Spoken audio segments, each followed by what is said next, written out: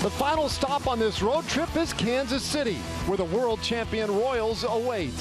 This season, however, has not been championship caliber as the Royals come into the series at 44-44, 9 games behind the Indians in the Central. While your Rangers have struggled, they still lead the West and show signs of coming out of their current malaise. Tonight, they open the series with Yu Darvish on the mound, who hopes to improve on a good start last weekend in Chicago. Your Rangers and the Kansas City Royals meet for the first time this season, next on Fox Sports Southwest.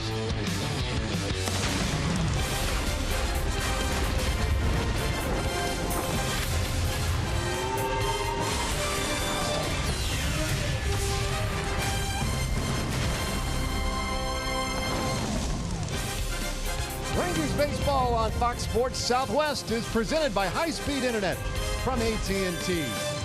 It is indeed the final stop on this 3-city tour for the Rangers in Kansas City against the defending world champs. And once again, looking to get it started on the right foot tonight, they will give it the ball to Yu Darvish. Welcome into Kauffman Stadium. Great to be with you tonight. I'm Dave Raymond with Steve Busby. And it is another big game for the Rangers as they look to turn things around a little bit, having lost 14 of their last 18 games. Yu Darvish was very good in Chicago, Buzz, but he needs to go a little deeper. No, you're right, Dave, and I think that's what Yu Darvish expects. That's what the Rangers expect of Yu Darvish. He's right there at 1 and 1A as far as he and Cole Hamels, who's the ace. Well, it really doesn't matter. Both of them can carry a ball club and they get going. The Rangers want to see Yu Darvish in this outing, again, exceed the 90 pitch level, but also get him into the 6th inning, maybe the 7th inning. He threw well enough last time out to get that job done against the Cubs. Boy, he had command of the fastball. He had a good, sharp breaking ball. Just got a little bit careless at times, getting deeper into counts than he needed to at that particular part of the ball. But tonight you're going to see a Yu Darvish that worked 4 in the 3rd innings, struck out 9 of the 20 hitters that he faced in that ball game, allowed only 2 hits. That's the important thing. When you get that Yu Darvish on the mound, you know the other adjustments will be made. It's going to be good no matter what he takes out there. Yeah, and we know this too. The Royals are an aggressive swinging team, so maybe that will lead to some quicker outs as well for Darvish. We hope he goes deep into this one and then gets it over the bullpen to get this thing started on the right foot. The Rangers and the Royals, plenty more to come. Stay with us. Kauffman Stadium in Kansas City.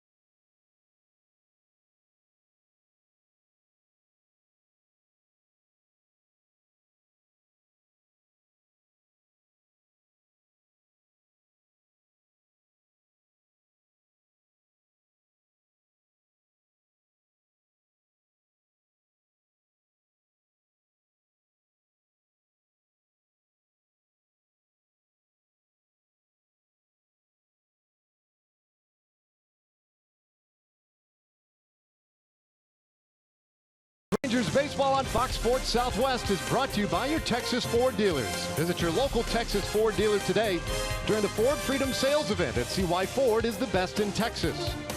By AT&T high-speed internet. Get a deal worth talking about. Get high-speed internet from AT&T. By Budweiser, not backing down since 1876. This Bud's for you.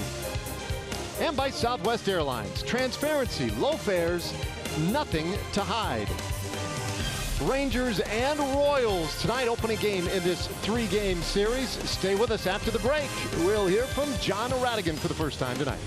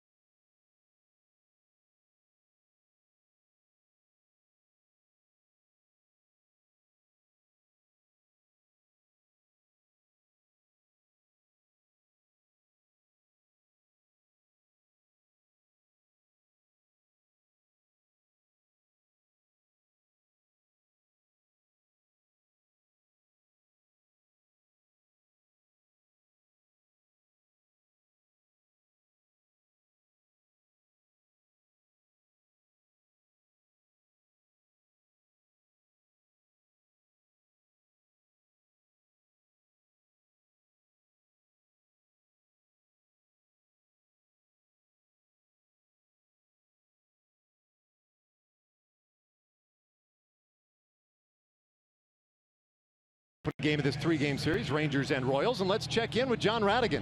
All right, Dave, thanks very much. You know, there's no doubt the most excitement pregame, the most confidence pregame we've seen on this entire road trip are the 2 games that were started by Yu Darvish and Cole Hamels. Today was no exception to that. There was pregame excitement, there was pregame confidence among all the Rangers, but as Bobby Wilson noted, especially among Yu Darvish today. You get the sense of maybe even a little more confidence, just like I say, in his body from that bullpen, and that maybe was all born of a pretty good outing in Chicago. Yeah, absolutely. You know, even talking with him out after his last outing, he felt pretty good with all his pitches. Like you said, he had 9 strikeouts.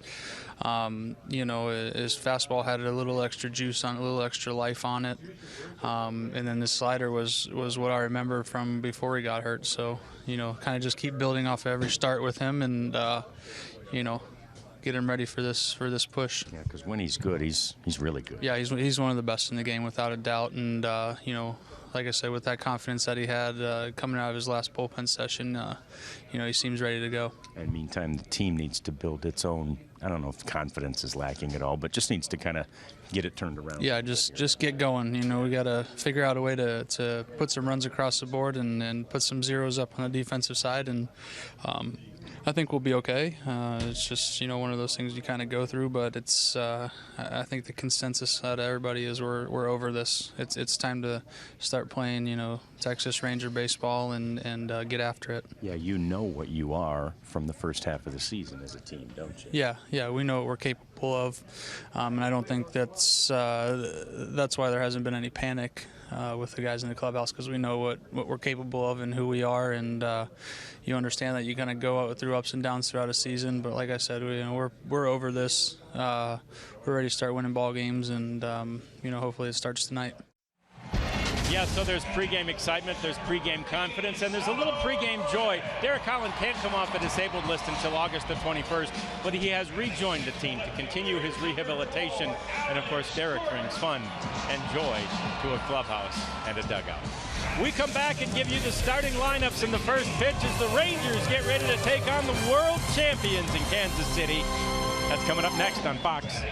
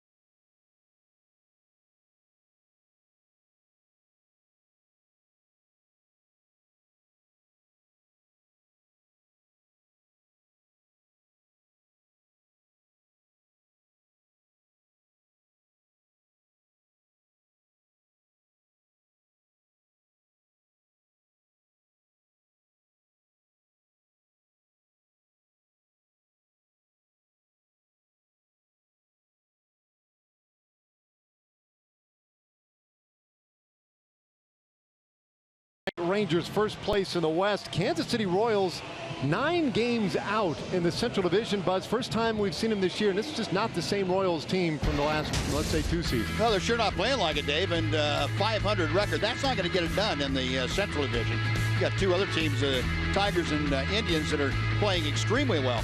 It comes down to the Royals have scored fewer runs, about a half run per game less than last year. They've given up about a half run game more than last year. And that doesn't usually spell a good thing happening. And for the Royals, 128 home runs allowed, but second most in all of Major League Baseball. So the pitching has really faltered, and especially the starting pitching. They've endured some losses due to injury and just some bad performances by the guys that they really counted on. Yolanda Ventura and Edinson Volquez not performed the way that the Royals needed for him to. And that spells trouble. And they have been pitiful on the road, but they have been very good here at home. As we take a look at their Southwest Airlines starting lineup for the Rangers, 55 wins, 41 losses, and Delano DeShields back in that leadoff spot in left field tonight. Jurickson Profar DHing, batting second, then Ian Desmond in center field, Adrian Beltre clean up at third, Rougned Odor at second. Ryan Rule gets a start at first, he'll bat sixth. Then it's Elvis Andrus, Nomar Mazara, and Bobby Wilson doing the catching and batting ninth for the Rangers tonight. And that lineup will face the hard-throwing left-hander Danny Duffy. And Duffy has been a sometime starter, sometime reliever. He has been on the starting role now for about the last month plus. And he has been outstanding. He has an overpowering fastball, and he's been getting it in the strike zone more often this year. 70% fastball strikes from Danny Duffy, which is a marked improvement over the last 4 years for him. The Rangers will try to lay off that that breaking ball changeup combination that are power pitches for Danny Duffy. See if they can get to him in the early going of this ball game. Well, Delano DeShields joined the ball club on Wednesday in Anaheim. Didn't get to the ballpark till about the 5th inning of that game. Then did pitch run in the 9th. But tonight, for the first time, back in the lineup since optioned earlier this season, back down to AAA, and he has watched a strike and a ball. DeShields began the season as the opening day center fielder, hit .217 in 30 games, made 28 starts. The 1-1, and he serves it foul out of play. So the question is, can he return to the form of last season when really, on base percentage was at .344 last season? Did an outstanding job at the top of the order getting the offense going. It was a struggle early on this year. And he'll bounce this one up the middle. Escobar with the play, and it's sort of first just in time. And that's the one element that you remember from last year and from earlier this year, is that great speed of DeShields out of the box. Yeah, one thing we know he hasn't lost is that ability to get down the line at first. That was there in a hurry. Well, the Royals defense, you just saw Alcides Escobar make that play at short. At third base, Chesler, Cuthbert. And then it's Merrifield and Hosmer on the right side of the infield. Gordon, Dyson, Orlando, very athletic and very good outfield. Salvador Perez catches pretty much every game for Kansas City. And Profar lifts one high in the air, shallow right field, and in foul ground, Orlando fights the sun to make the play. So, 2 quick outs to get started on this Friday evening. A heat index tonight, Buzz, of 108 degrees. That's just about right, huh? Back when you played here, of course, it was turf. Yep. Would have been heat index on the field of about 130. A little bit hotter than that, as a matter of fact. Is that right? Yeah. We had some times, some Sunday afternoon games that we broke thermometers out in the bullpen. Someone on that turf at 145. Here's Ian Desmond. And Duffy starts him off with a good fastball.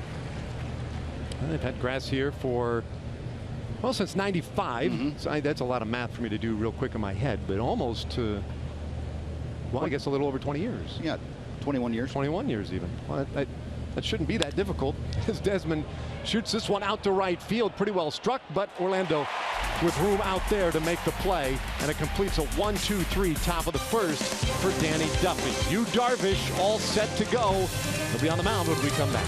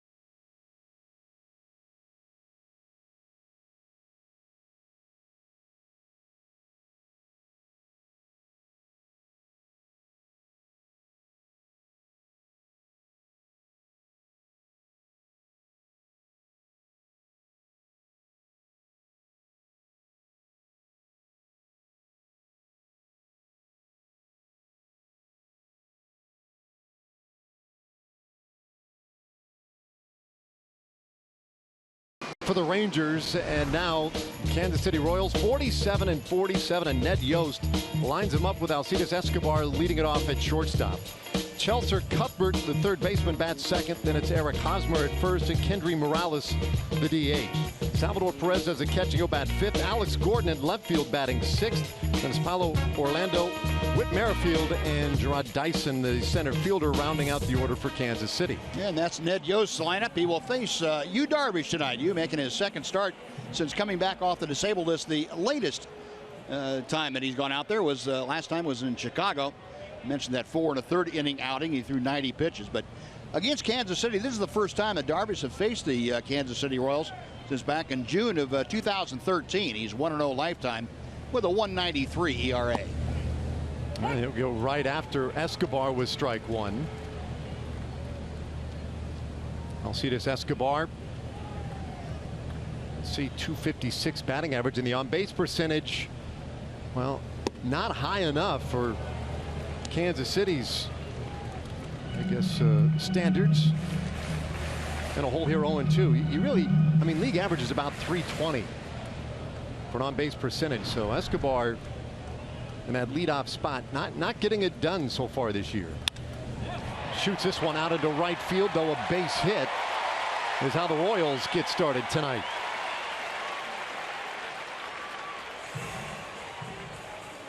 Escobar aboard, and we take a look at the Rangers defense, delivered to you by the New Braunfels Convention and Visitors Bureau. Delano DeShields gets to start in left field. Ian Desmond in center. Nomar Mazara in right. On the infield, it's Beltran Andrews on the left side per usual. Odor back in there today at second with Ryan Rua at first, and Bobby Wilson doing the catching for Yu Darvish.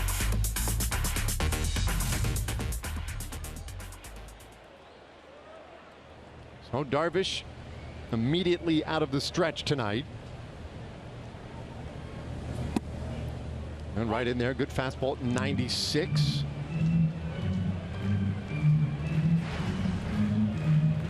Chesler Cuthbert, and he has done a really good job at third base for the Royals. They've been quite pleased with what they've gotten out of him. 1-1 the count. Yeah, Mike Moustakas, their outstanding third baseman, out with injury. One of the very important people the Royals have been without. Got Moustakas and also Lorenzo Cain, their fine outfielder, and they have missed them most of the time. Alex Gordon was out until just recently. 1-1, and it's off the plate. Now you're right about Moustakas. The difference between the two really is that Moustakas gives him a lot more power potential than Cuthbert does, but Cuthbert has handled himself okay. 8 home runs, 32 RBIs.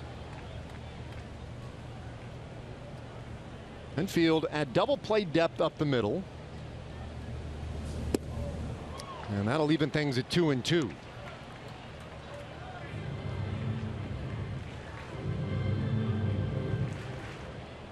We have a rather conventional setup against Cuthbert.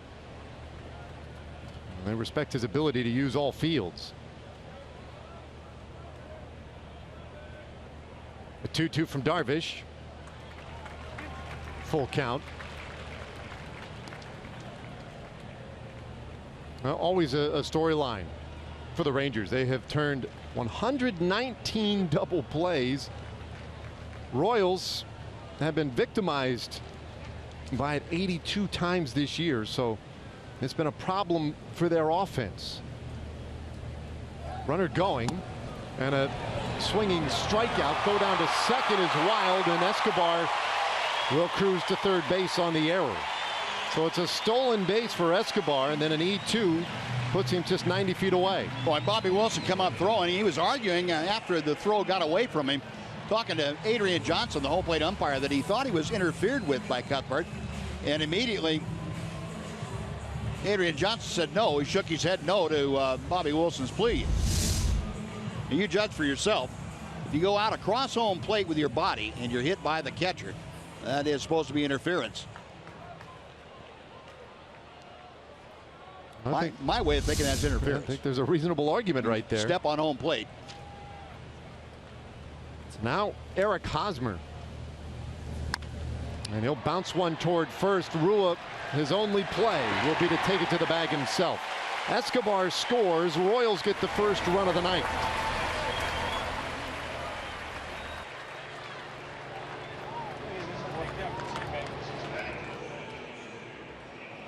Rangers were playing back, conceding the run on a ground ball. Makes that potential interference call a big one.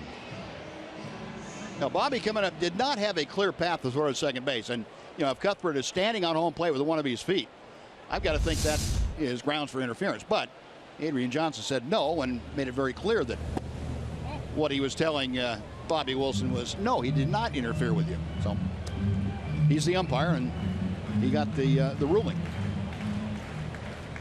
Final word, Adrian Johnson. Well, 2 out, bases empty. There's that nasty breaking ball, and it's 1-1 on Morales. And so Johnson, the plate today, Chad Fairchild, Eric Cooper, the crew chief, and then Jim Wolf over at third.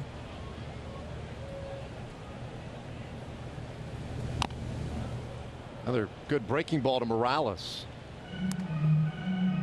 .253 average, 15 home runs. But has never had a whole lot of success against Darvish. Just 3 for 25. Yeah, and 9 strikeouts in that 3 for 25 too. Well, Darvish has pretty well had his way with Morales.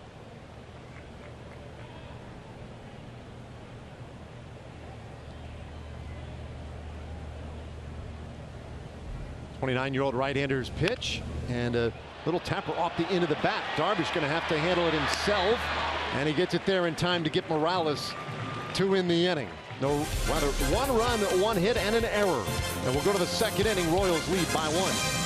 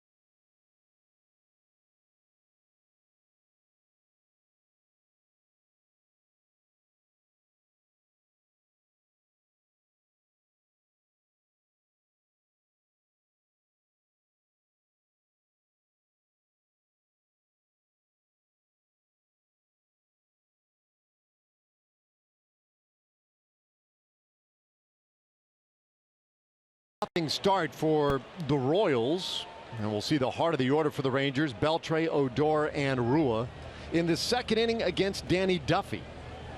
Duffy is very efficient in the first. Just 7 pitches used, 6 of them were strikes, and he pumps one into Beltre. Beltre and Adrian Johnson sharing a chuckle, perhaps overinterpretation of that pitch. I don't think Beltre was chuckling. He might have had a smile on his face, but it was of the wry variety. 1-1 the count. Beltre in the cleanup spot today.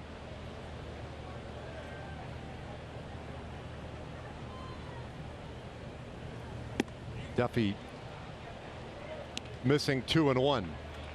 Now Adrian Beltre, as we take a look at our Ford leaderboard, look at the numbers at Kauffman Stadium. Only Eric Ibar with a better average in this ballpark among active players.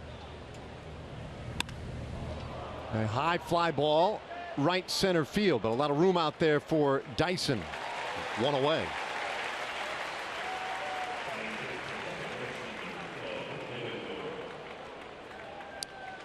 Well, Beltre done in his at-bat. Fans attending the game on Sunday, August 14th will be treated to an Adrian Beltre removable helmet bobblehead, courtesy of Nitto Tire. If you're one of the first 15,000 fans to the Tigers-Rangers game, you can collect this one-of-a-kind bobblehead. Get your tickets at TexasRangers.com. And remember, remove Beltre's helmet at your own risk. That is a fair warning. One out here is Odor. He's offered at the first pitch, but we'll put this one in the seats. I think that'd be a great feature for the bobblehead doll to have, is if you took his helmet off, he slapped your hand. Maybe connect them somehow with a little string or something. Yeah, just smacked your hand right away. Odor with 17 home runs this year, batting fifth tonight. 1-1 the count. They'll appeal that check swing. Not even close. You'd figure this might be a decent matchup for Rougned, who loves fastballs, and Duffy will feed you a few over the course of a night. This one popped foul back out of play. Problem is, Duffy has been extremely tough on left-handers. He given up about a 190 average to left-handed hitters. So it's no day at the beach to face him. See, Odor's done a lot of his home run damage away from Globe Life Park.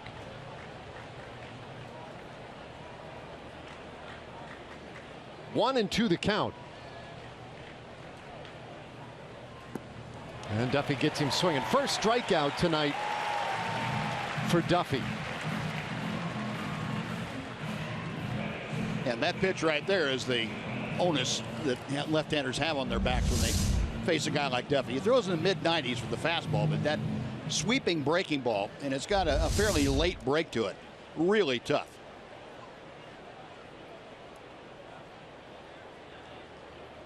Well, Duffy's strikeout rate is one of the highest in baseball. He's done a fantastic job that way as he buries one to Rua for ball one. Our Kubota power stats, so we can consider Duffy. Look at that, basically 10.3 strikeouts per 9, and that strikeout to walk ratio.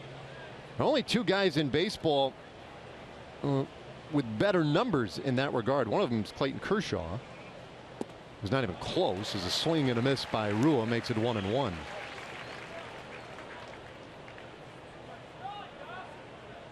That's you look at Duffy, 101 strikeouts, 18 walks this year. Give you a little idea. He fills the zone. It's 2-1 to Rua. The other pitcher with a similar or competitive strikeout to walk ratio is Noah Syndergaard of the Mets, who's just a tad better than Duffy's. A little low, 3-1 to Ryan Rua.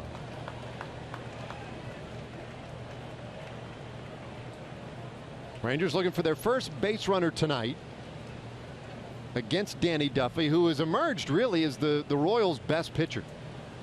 He's been very good for him this year. And catches the lower part of the zone on that one. On the one hand, Duffy has been very good. On the other hand, as you were mentioning earlier, there have been some performances that have stepped back a little bit this year for the Royals. Yeah, the guys that the Royals had hoped would step up with the absence of Cueto and Chris Young, who started well for him last year. Bouncer shortstop.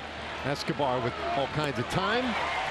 And he gets Rua to complete another 1-2-3 inning for Danny Duffy. We played 1.5. Royals lead it 1-0.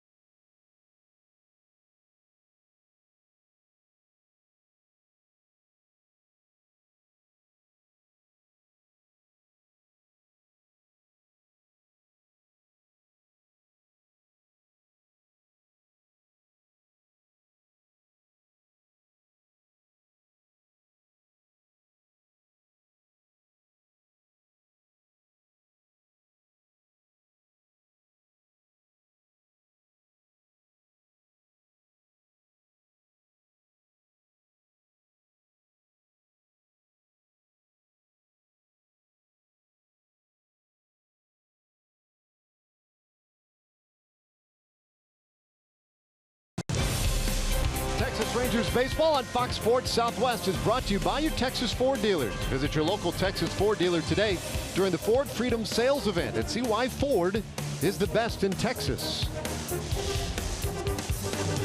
Well, we've seen some Ranger fans every stop along the way on this 3-city tour, and many showing up here at Kauffman Stadium again tonight as Yu Darvish gets us started with a breaking ball to Salvador Perez. Good numbers again at the plate for Perez. One of the anchors of this offense last couple of years, and he takes strike 2.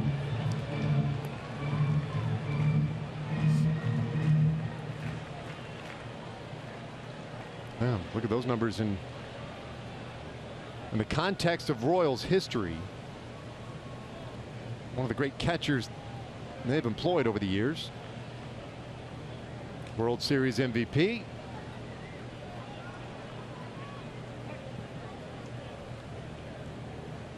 And the thing about him too, Buzz, I mean, he plays every day. Yeah. 140 plus games a year. 0-2 from Darvish. Yeah, you hate to say a guy that is as young as he is a throwback, but he is. You know, he's a catcher that you can bank on going out there 145 times a year and playing the full 9 innings every day. You just don't find that much anymore. He's a big man, though. He's 6'5" back there, and he is put together, so he has some endurance. 1-2 from Darvish. Ooh, that one a little bit tight. Didn't miss by a lot. Darvish in the first inning threw 14 pitches. 10 of them were for strikes.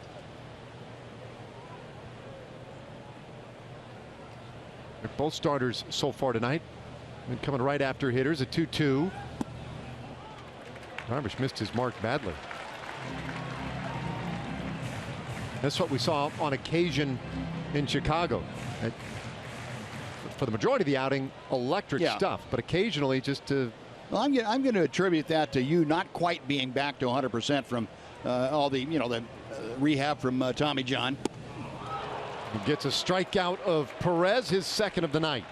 Nothing unrecovered about that fastball, though. He just threw it right on by Perez. But it takes a while. You get back into competition, you figure, okay, he's healthy, he's done his work, he's got his pitch count up to where he needs to in rehabs. He should be ready to go. And that's not true. You have to get your mind back in sync with your body in competition. And that's the last thing to come around. You've already gotten over the hump now that my arm's healthy. It's not going to fall off if I let it go. But now it's how do I get my stuff, the most out of my stuff on any given night. It comes after Gordon with a fastball. Alex Gordon missed a month with a broken wrist, and the numbers are shockingly low. The 204 average. Clearly just not himself lately, and it's 2-0.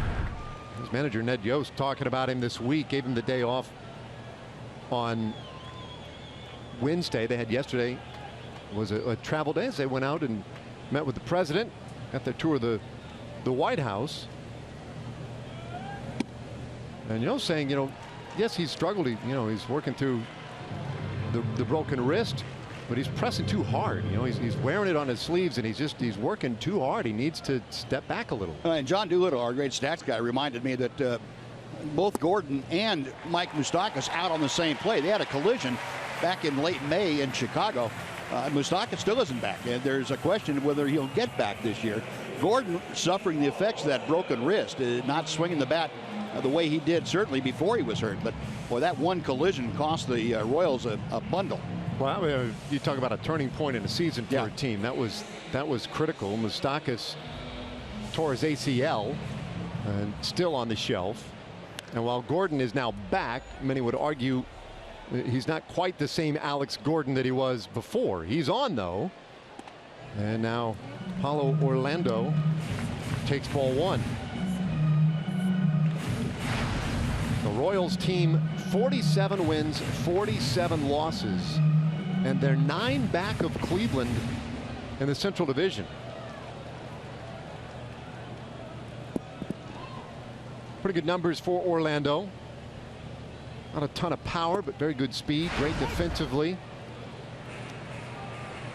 As you saw, they're hitting .311 for the year. Darvish with a couple of strikeouts so far tonight. 1 hit, 1 walk.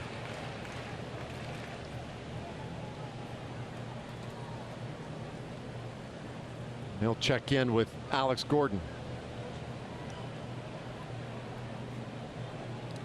Orlando, the Brazilian, and started to see a handful of teams searching for talent in Brazil.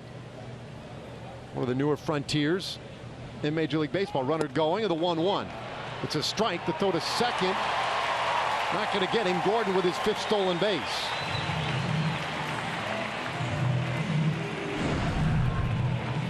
Well, that time Bobby Wilson didn't have much of a shot to get Gordon. Gordon got a big jump, and that was one of the deliveries that Darvish lifted that front leg up to a very high level. That gave Gordon an extra 2 steps going to second, and no chance there. Even a perfect throw on the bag would not have gotten Alex Gordon. The Royals with a couple of stolen bases in these first 2 innings.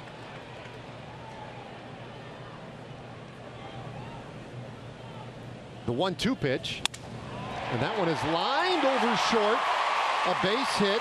Gordon had to hold up, so he'll stop at third. Second hit of the night for the Royals.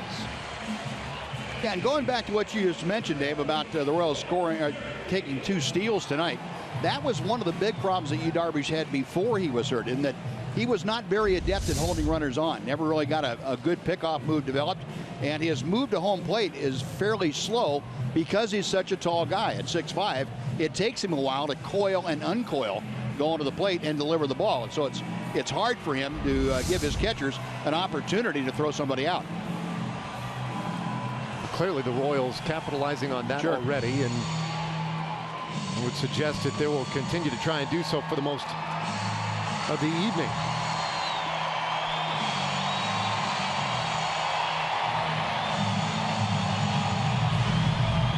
Whit Merrifield. This guy has been a real salvation this year for the Kansas City Royals. He has slipped in at second base and done a really good job for him.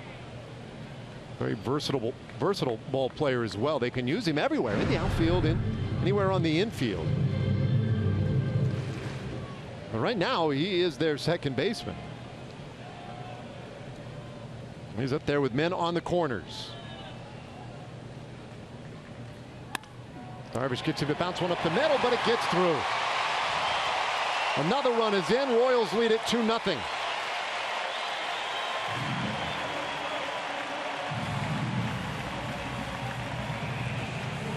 Well, with the Rangers' ability to turn the double play, anytime you see that ball hit on the ground with runners on like that, you're immediately thinking, double play. But the positioning that time wasn't going to be for Darvish.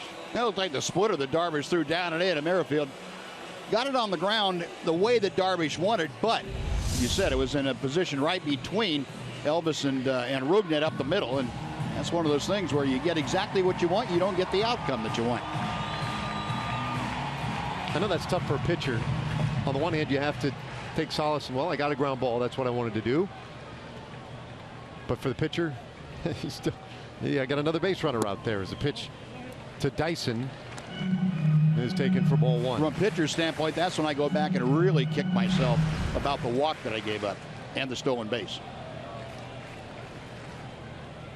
And a little extra bases have been a real key in these early innings. A stolen base in both the first and second, and both times ended up scoring as Dyson takes the count to 1-1.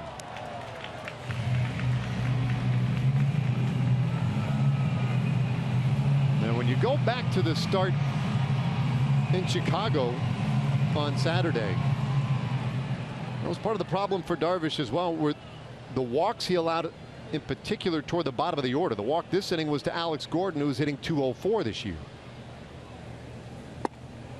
1-2 on Dyson.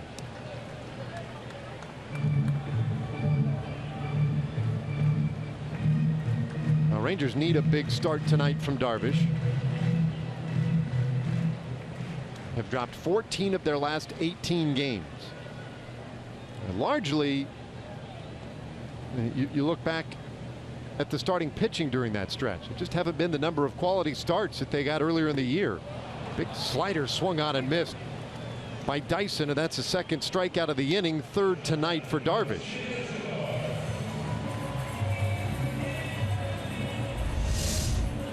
Now that good sharp breaking ball, and that's the curveball that has that more of a downward break and a little bit slower than his true slider. Darvish has a lot of weapons, and it's just a matter of being able to get to the put-away pitches for him. Now Alcides Escobar, who singled and scored that run in the first. Usually a real aggressive hitter, and he's swinging at the first pitch. Sends it down toward the right field corner, but foul. A long run for Nomar Mazara out there. A lot of territory to cover in this outfield. It goes from 330 down each line and straight out to 387 in the alleys and 410 in center. Everything's rounded off out there. No angles that you have to worry about, but a whole lot of room between the three outfielders. No, it's have to send up smoke signals. One strike pitch. This one smashed down to third. Beltre has it. He'll go to the bag himself, forcing out Orlando and ending the inning. But Royals add another run. We go to the third, 2-0 Kansas City.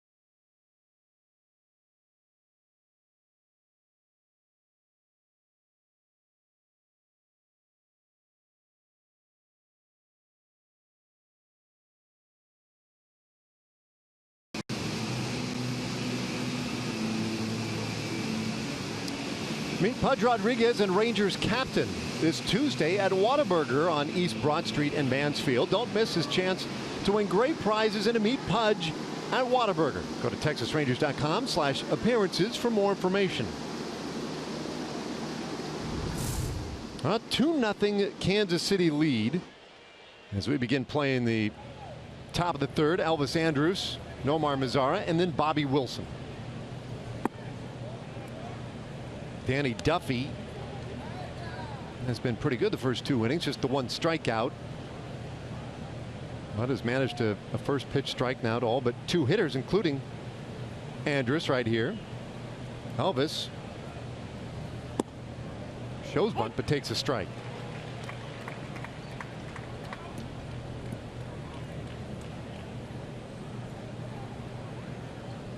Well, Duffy can bring a little heat.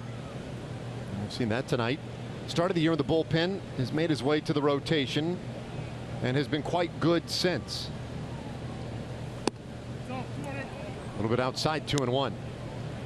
Last year, started the year in the rotation, struggled, and ended up in the bullpen. So round and round we go with Danny Duffy, but right now cycling in a positive way. And that's tight, 3-1.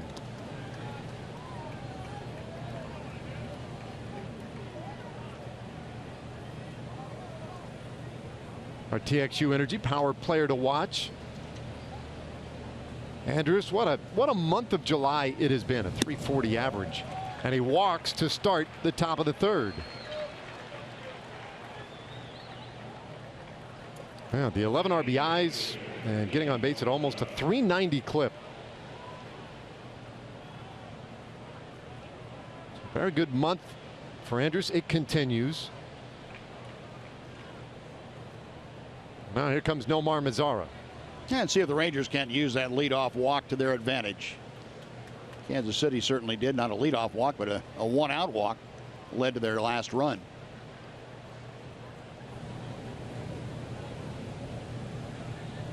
Mazara with that really open stance, that left side. He's quite a sight in the batter's box. There's a lot for a pitcher to look at.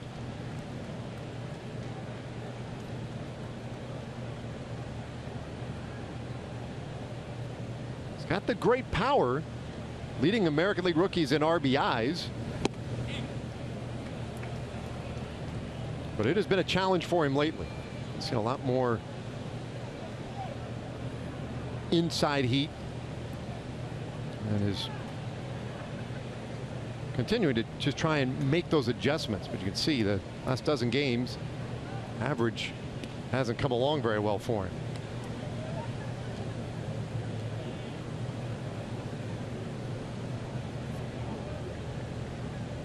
It's a big boon when he came up. Shin-Soo Choo's first stint on the disabled list came to fill in for Choo and just took off. Snap throw over to first, and Andrus just does get back in there. Woo. Elvis almost got caught with that front foot up in the air as he was inching off the bag, and Duffy very adept at that. That a very quick snap throw.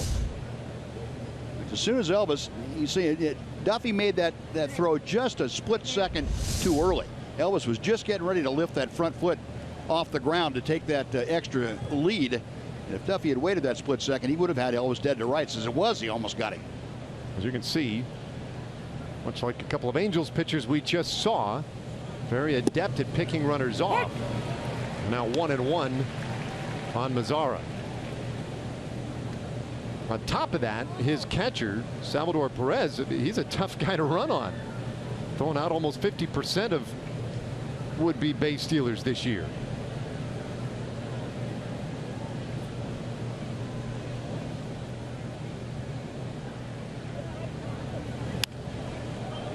One and two on Mazara. Well, Rangers have their first base runner of the night. Elvis with the walk to start this third inning. We'll see if they can get something going here at the bottom of the order against Danny Duffy, who looked very good in the first two frames.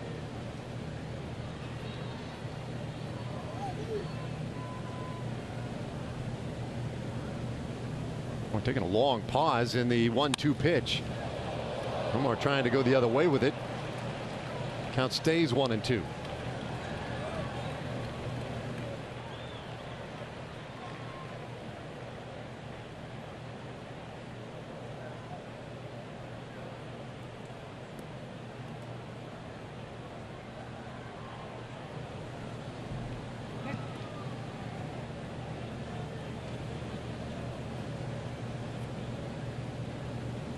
Bobby Wilson waiting on deck, the 1-2 to Mazara, and now doing some pretty good battle. Really one of the better at bats against Duffy. Originally a third-round selection by the Royals. It was in 2007. Made his big league debut in 2011. Has been in and out of the rotation, the bullpen since then, but really has settled in nicely into the rotation this year.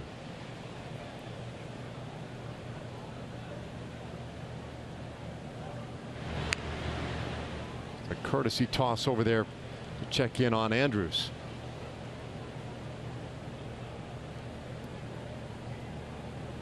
Duffy not a huge guy, but 6'3", 205. This one lifted into left field. Playable for Alex Gordon, one away. Time for a Chevy game break. Let's check in with Dana Larson.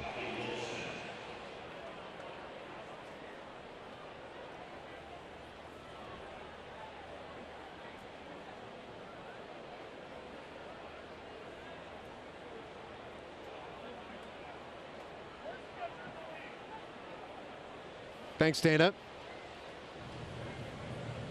One out here and a man on for Bobby Wilson. Bobby at 237 coming into today.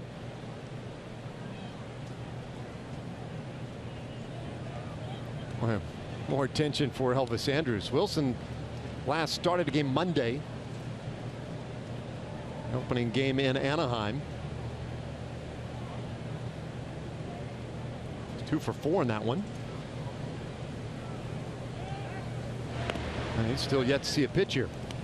Yeah, Bobby is the one that has caught now all 4, or all 5, I should say, of Yu Darvish starts this year. So, you know, Darvish in the past has had a catcher that has caught almost all of his starts, the one that he prefers, and he and Bobby look like they have developed that kind of repertoire. Fly ball center field. Dyson is there, and there are 2 away. I meant to say rapport, but repertoire is fine because they have a big one of those too. Well, good to have both. So a 2 gone, back to the top of the order, and here comes Delano DeShields. Delano with that ground out to short back of the first inning.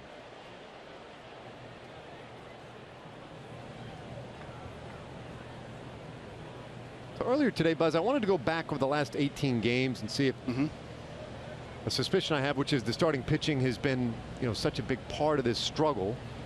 If indeed maybe the offense has been as productive as it had been all year. So I went back and kind of looked at the runs scored, and it has not been the case. The offense has struggled too over this 18-game stretch. It has been a stretch where it's just been a confluence of a lot of things going wrong. Yep. But even the offense is down half, maybe a little better than half a run per game. And it's 2-0 now to DeShields. Well, and I think if you broke it down home and road, it would make a difference too, because the Rangers had been much more prolific offensively at home than they have been on the road, and that's whether they're playing well or not. And I think that all the road games the Rangers have played since, you know, going back to when that New York trip started, 19 of 23, I think it was, or something like that, in that span on the road, and that's not good for your offense, at least not the Rangers' offense. A little high, and it's 3 balls, no strikes on DeShields. But anytime the offense is able to give the pitching staff a 3-run lead early, a 4-run lead early, and the staff can't even make that stand up through 5 innings, there's a problem more than hitting. Yeah, and I think that's why I put myself through the exercise this afternoon, Sure. because that first game in Anaheim jumped out 4-0. They scored 6 runs on Tuesday. Right. And I thought, geez, seems like the offense is doing its job. But you know, the real eye opener was the series at Wrigley. It did not really get going at Wrigley Field. A 3-0. And there's the automatic strike to DeShields. And the other thing that has come into play a little too often is the defense. It has not been, maybe not statistically bad, it has not been statistically good as far as making plays, not making plays. But they are not making plays that don't show up as errors. And that's the bad part. You know, a drop throw, a drop ball here, and not making the play. That's been a problem, and it's almost invariably led to multiple runs in an inning for the other team. Full count now on DeShields. There you go. Including tonight, 11 errors in the last 9 games. We had one in the first inning on the stolen base by Escobar. Makes it challenging for Jeff Bannister and company.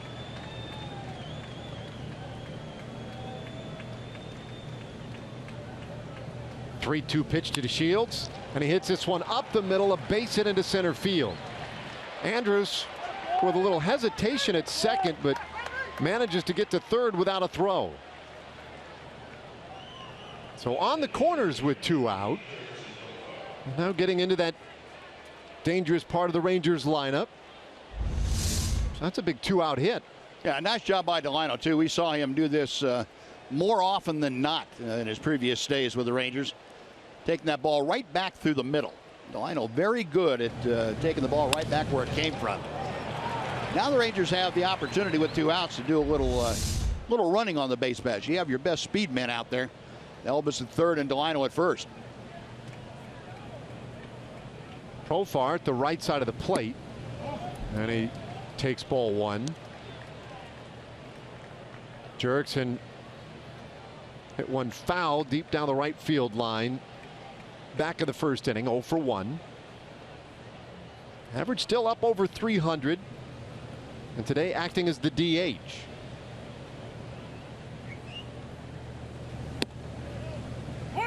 1-1 the count. And Jurickson still from the right side of the plate struggling this year. He's much better as a left-handed hitter. I know we talk about this quite often, but when he's your DH, it's worth pointing out. And Profar coming into play tonight, hitting .209 as a right-handed hitter and .347 from the left side. So that is a marked difference. 1-1. And he hits it hard but foul.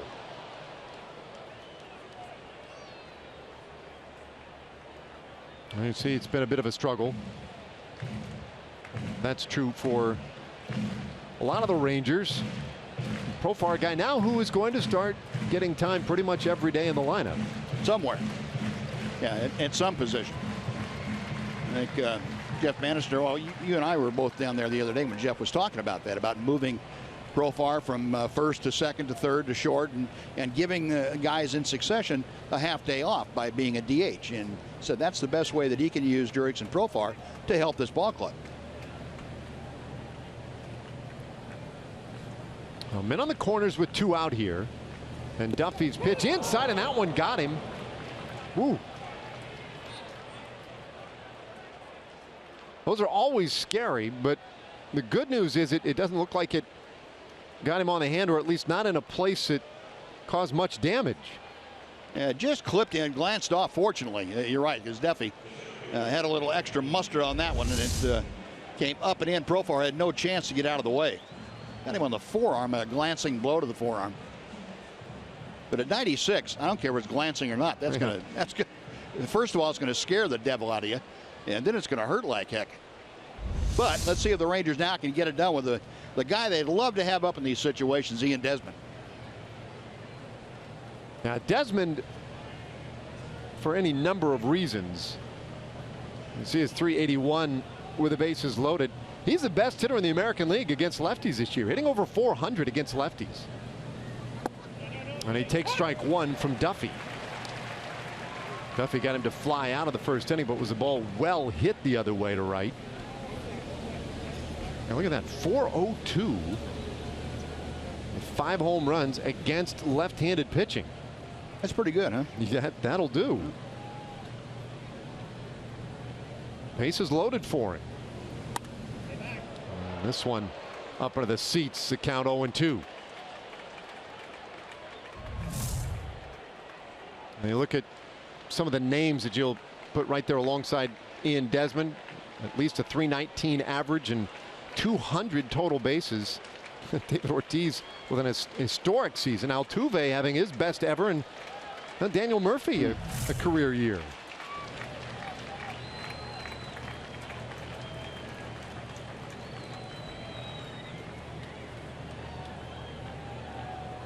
That said, he's got himself in a spot here where he's going to have to fight off anything close. Rangers have had a tough time cashing in on these spots on this road trip. The 0-2. And he chases strike 3. That will end the inning. And Duffy strands him loaded at the top of the third. And after 2.5, Kansas City leads 2-0.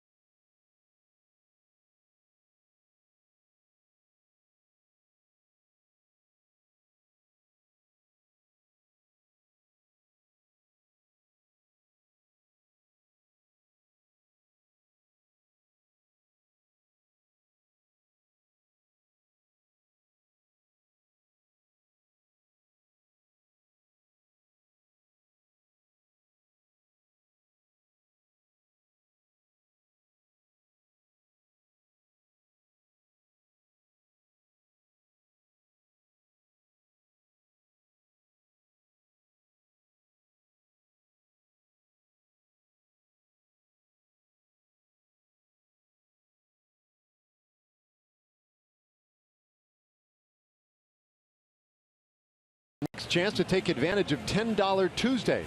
Tickets for the A's-Rangers game are just $10. You can add on a $10 meal deal when purchasing online. Plus, all fans on Tuesdays receive $10 parking. Go to TexasRangers.com/specials to secure your $10 Tuesday tickets for July 26th. Bottom of the third, it'll be Cuthbert, Hosmer, and Morales for the Royals. They lead 2-0. Cuthbert with a 10-game hitting streak going. And he takes one just a little bit wide. Oh, we have a second, Dave. I'd like to pass this on. John Radigan taking names and numbers down there.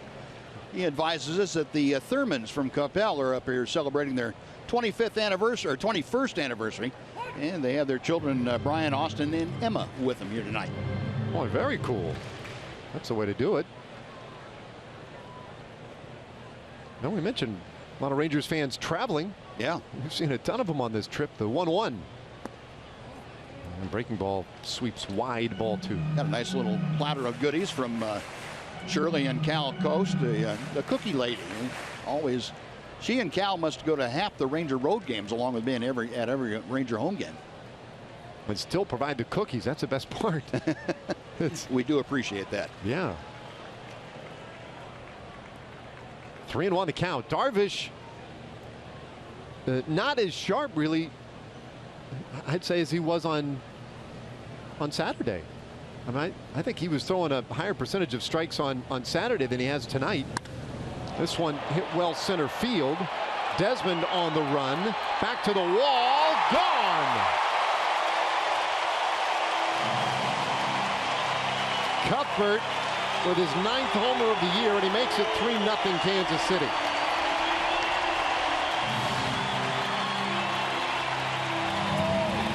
Now you expect your corner infielders and outfielders to have some power. Cuthbert has that power component. He drove that ball out over the 410-foot marker out there.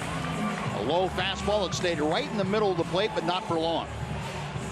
Got off the center of the barrel of the bat and traveled.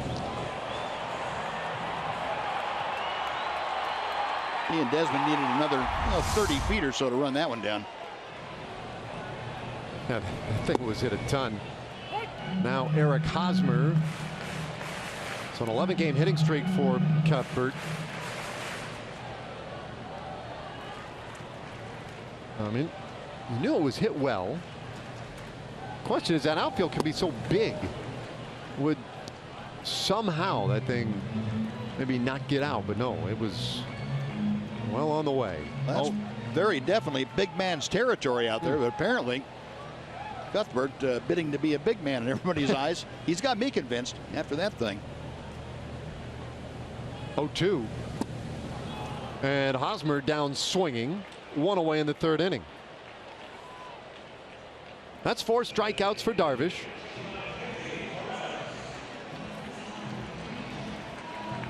We'll bring up Kendry Morales.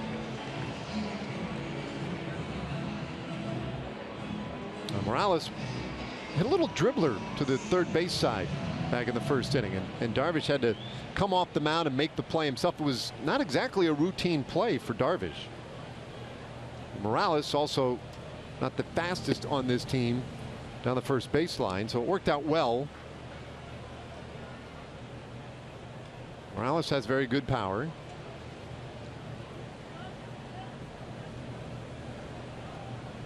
Royals tonight, 3 runs on 4 hits. That's 2-0.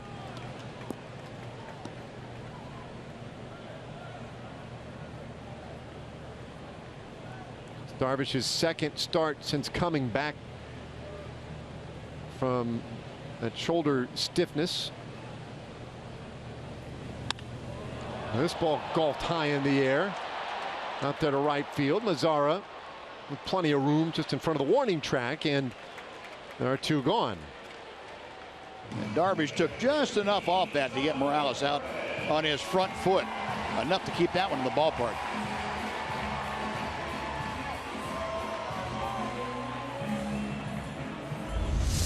Watch Hughes' reaction on this. You see the swing by a guy like Morales, and you hear the contact is pretty solid.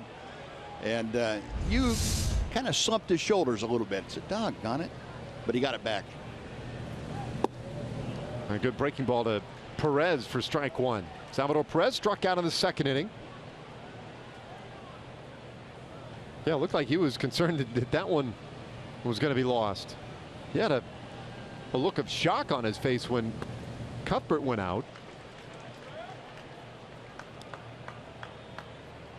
That time he was resigned to a less favorable outcome after he delivered that ball to Morales. And center field here is the place you feel comfortable pitching to. Almost anybody in the lineup say, okay, here, go ahead and hit it out there and see if you can find a gap somewhere. But Cuthbert, give him credit. He drove it out over the wall. Chopper, third base side, count 1-2 on Salvador Perez. Bottom of the third inning, Royals lead 3-0. This is a big series for the Kansas City Royals too. You know, we see the games through our glasses that are shaded a certain color.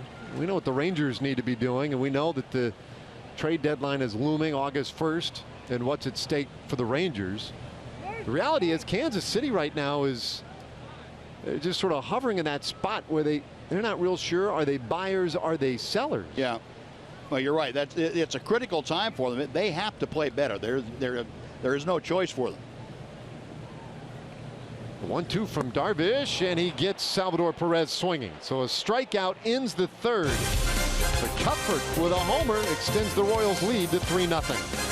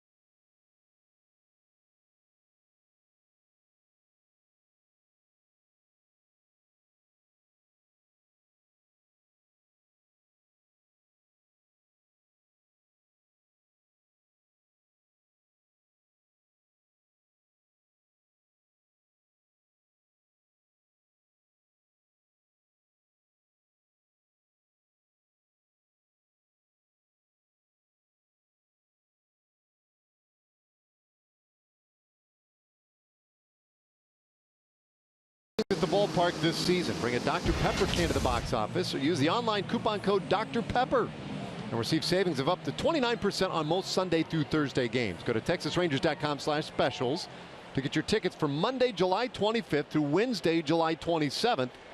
The Rangers play the Oakland A's, but hurry, this offer ends in July. Now first pitch to Adrian Beltre, fouled away for a strike. It'll be Beltre, Odor, and Rua. And this the top of the fourth inning.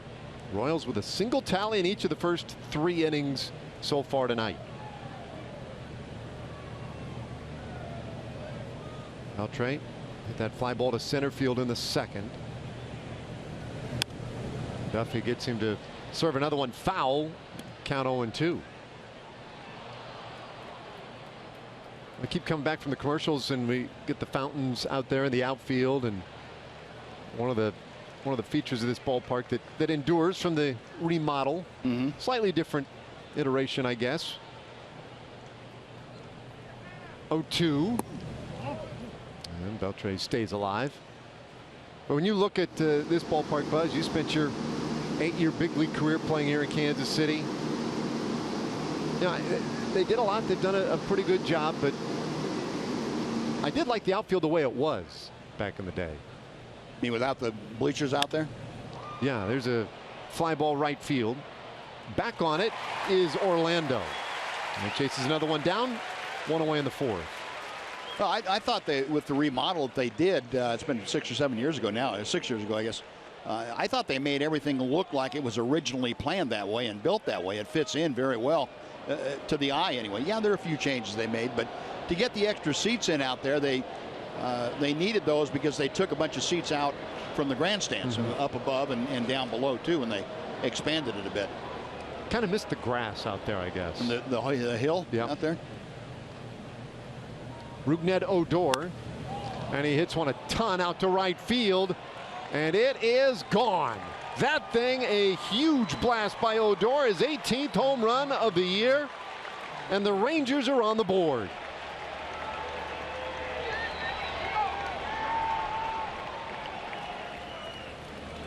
I said it earlier, he loves to hunt fastballs and take that big swing, and Odor connects with his 18th. Well, this is the first home run by a left-handed hitter this year against Danny Duffy, and he got that fastball right down in Rugned's wheelhouse, and Rugned knew it.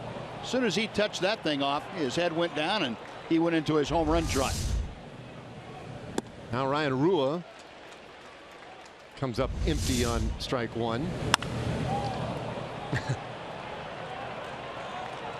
All in a day's work.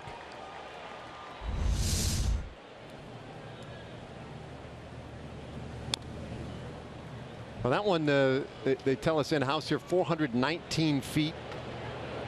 You know, you're not buying that? What can I tell you? That's what they say. Well, they said that the home run by Cuthbert was 413 feet. I thought it was a whole lot more than that. Rua hits this one high in the air right field. Orlando in a little bit, makes the catch. 2 gone. You made the point about the home run being the first this season to a left-handed batter for Duffy. Yep. The last left-handed hitter to hit a home run off Duffy in the regular season was Jim Thome. Goes back a bit. Wow, 2011. So what you just saw a moment ago from Rougned Odor is something pretty special. Andrews showing bunt.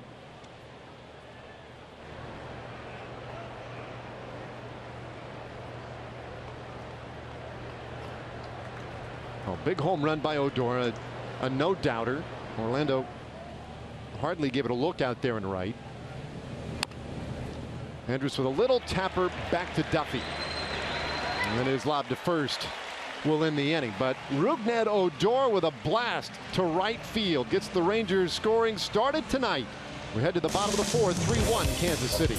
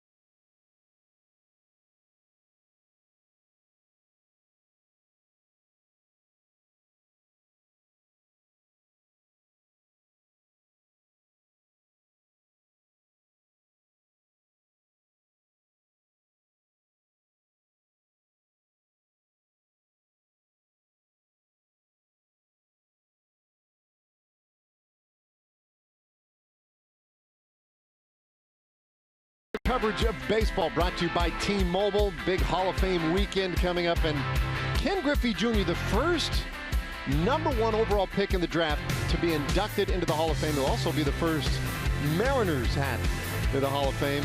And then you've got juxtaposed by Piazza, the lowest round pick, 62nd to be inducted into the Hall of Fame.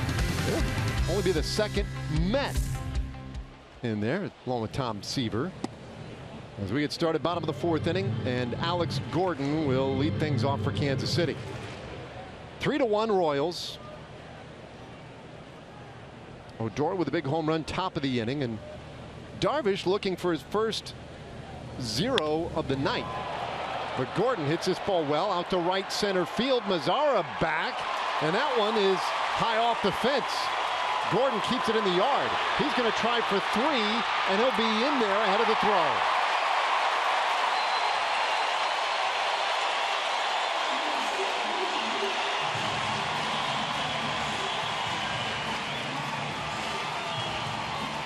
Triple for Gordon to start the bottom of the 4th inning. That's too bad. The Rangers had the relay set up, and had Ian Desmond been able to hit either Rougned Odor or Elvis Andrus, preferably Elvis Andrus, who was the back cutoff man, they would have had a shot, a very clear shot, at getting Gordon at third base.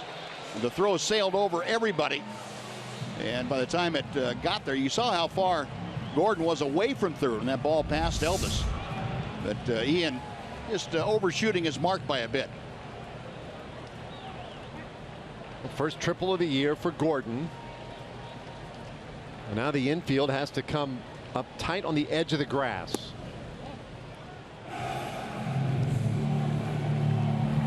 Paulo Orlando singled in the 2nd inning. Average lifts just a little bit, up to 314 at the moment.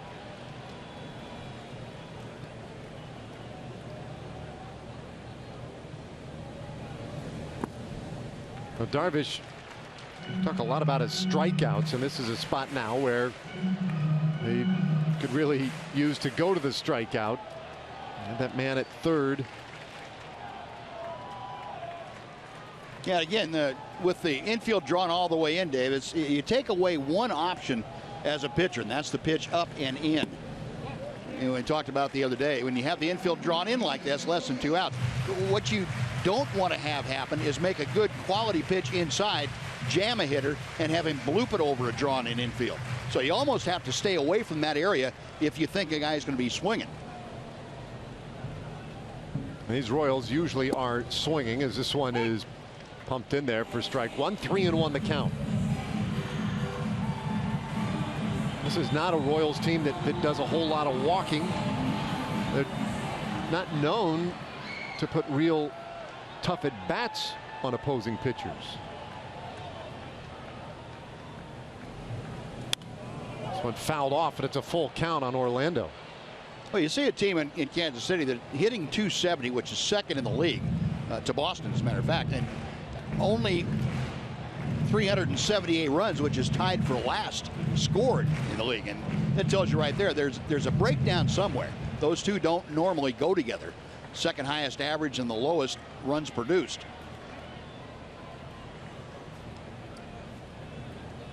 Darvish and his full count pitch to Orlando, and there will be another.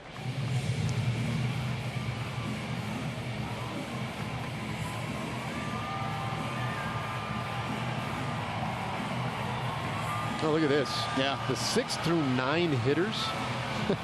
That's interesting statistic. That is. Hitting more than 20 points better than the first 5 hitters in the order.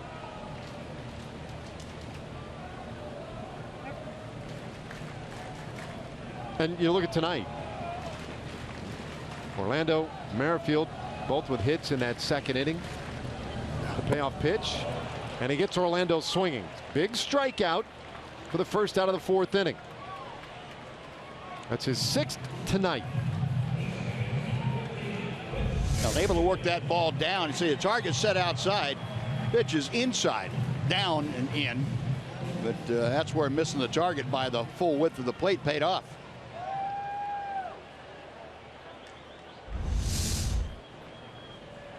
Can you call that effectively wild? Not really, right? Not really. It's not like he No. chased. Here's Merrifield. And a breaking ball in there for a strike. Merrifield delivered an RBI single in the second inning.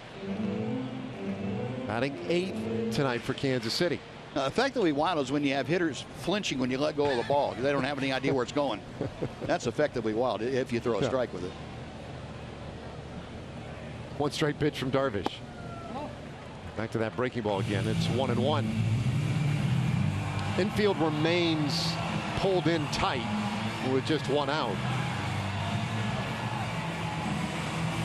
So just as it was important to get Orlando, and preferably on a strikeout, same holds here from Merrifield.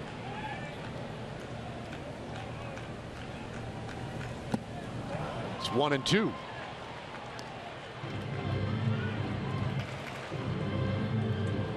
Boy, Darvish, such a big, strong guy, 6'5", 220 pounds.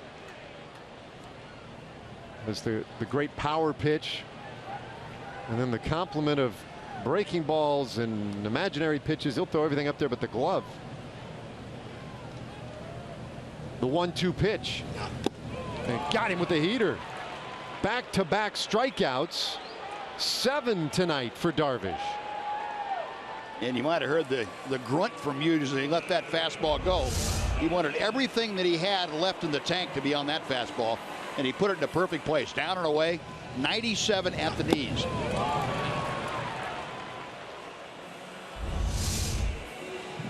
So now with 2 outs, the infield can relax a little. And Gerard Dyson, who struck out in the second inning. Dyson at 259 coming into today's game.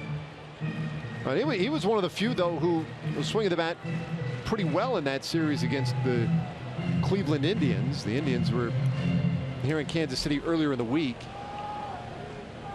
A home run, a triple, 4 RBIs in that 3-game series. And lately has been quite adept at finding his way on base. 16 of the last 17 games, Dyson has worked his way aboard. Darvish misses in. It's 1-1.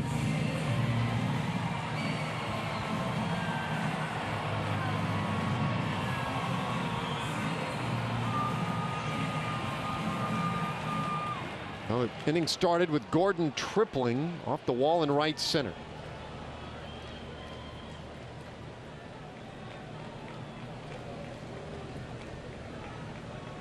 Back-to-back strikeouts, though, and Darvish can get out of this inning. That foul ball makes it 1-2. All he has to do is find a way to get Dyson. And it will be the first 0 he's put up tonight.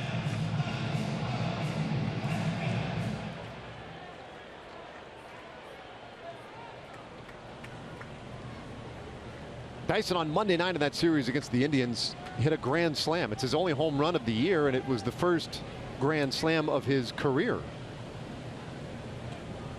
That's here with a man at third, 2 out.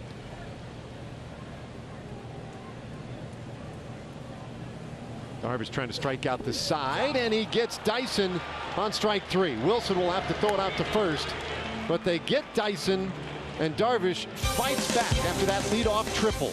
We'll go to the 5th inning, 3-1 Kansas City.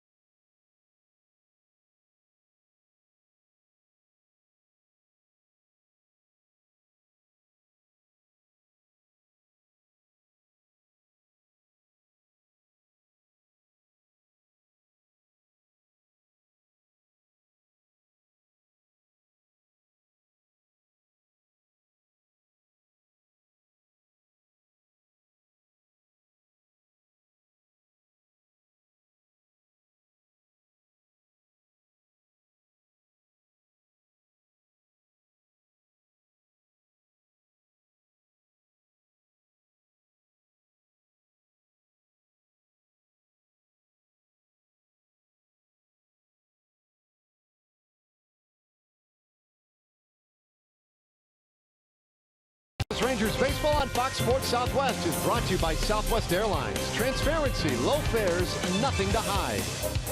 And by the all-new 3-row Mazda CX-9, meticulously crafted for driving because driving matters. We've played 4, go to the 5th inning, and Nomar Mazara will lead things off for the Rangers. Duffy pumps in strike 1. It'll be Mazara, Bobby Wilson, and then back to the top for Delano DeShields. Friday night in Kansas City, first of 3 here against the Royals. And the Rangers will be happy to return home. A road trip that took them to Wrigley Field in Chicago, then to Anaheim, and now here to Kansas City. Mazara swings and smashes one up the middle, a base hit. And that's how we begin play in the 5th. Well struck ball by Mazara. And we'll get Bobby Wilson to the plate. Nomar very quick inside against Duffy. That pitch maybe off the plate inside, but very quick with those hands and got that bat head through the hitting zone pretty quickly. Mazara at first not a real threat to be going anywhere, and we've already seen Duffy has a very good move to first and leads the American League with 4 pickoffs. Wilson 0 for 1, takes strike 1. Bobby flied out to center field in the 3rd. Now Bobby's been swinging it pretty well. He's been making good consistent contact, and Mazara at first, and Bobby, you might put a little hit and run on here if you wanted to try and inject a little enthusiasm. 0-2 the count now. That removes that thought. Yeah.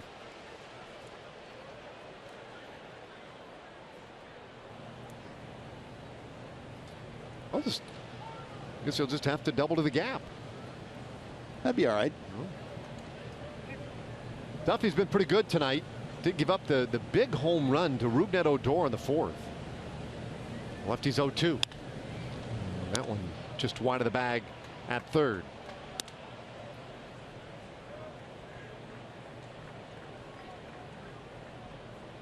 Royals allowed 21 runs to the Cleveland Indians in that series earlier this week. And they came into play tonight 47-47, and locally here a lot of conversation about where this team is headed.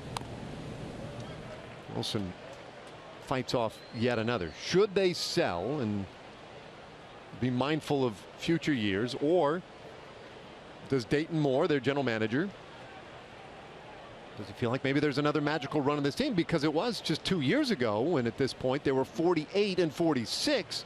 They would actually lose their next 4 games, right, and still went on a great run, got a wild card, and ended up in the World Series. 0-2. And this one hit on one, a hop to short. Escobar to second one, and the relay to first for the double play. Well played by Alcides Escobar, and a big double play behind Danny Duffy. Yeah, almost like the play that Rougned Odor had the other night in Anaheim. That the ball could have been caught in the air by Escobar if he'd chosen to take a step up, but he chose to take a half step back and play the short hop. Excuse me, it was Profar that made that play. But turning this one over very handily, and a very heads-up play. Well, I've seen some good defense on this trip. Delano DeShields takes strike 1. Just like that, the leadoff single erased.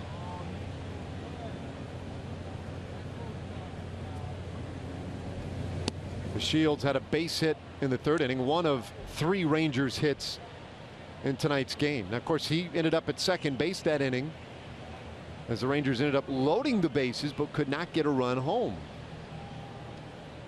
And we've seen a little bit of that on this trip as well. The 1-1 just missed outside.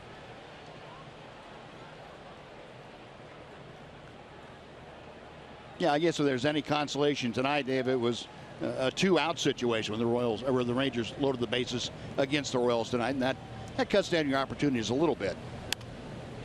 Shields pops this one up right side of the infield. Merrifield, the second baseman there, makes the play, and the inning is over. No runs, a hit, and nobody left. Halfway to the house tonight. Royals lead the Rangers 3-1.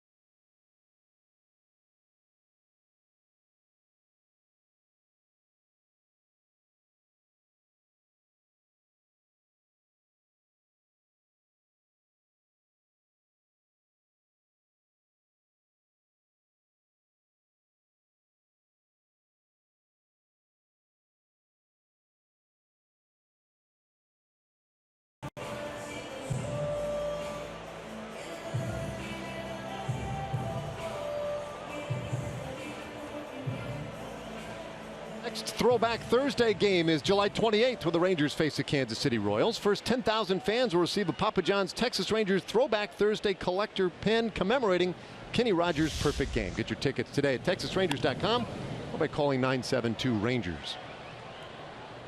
Bottom of the fifth inning, top of the order for the Royals. Escobar, Cuthbert, and Hosmer against Darvish, who is bumping up pretty close to 70 pitches.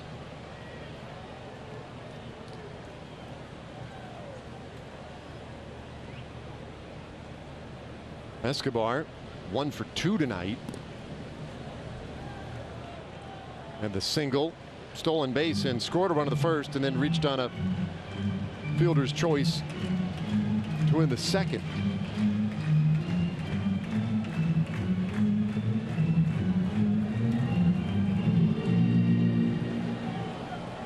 Won the Gold Glove last year. The first Royals shortstop to ever win the Gold Glove. And he hits this one by second. Base hit into right field for Escobar.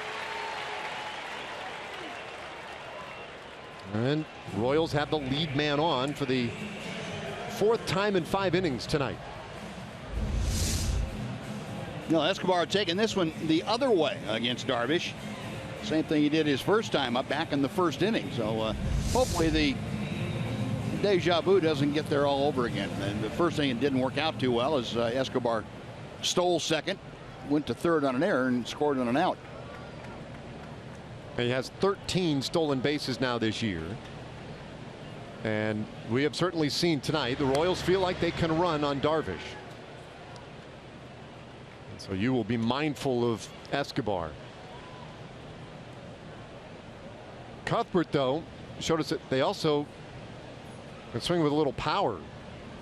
He homered, hit a big blast in the third inning. This fly ball out into short right field. Mazzara able to range over and make the play. One gone. Time for another Chevy game break. Let's check in with Dana Larson.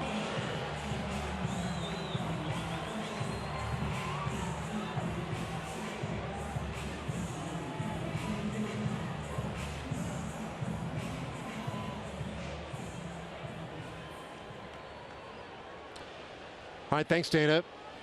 3-1 here. Kansas City with the early advantage. Eric Hosmer is the batter. Hosmer 0 for 2, drove in a run though on a ground out back in the first inning.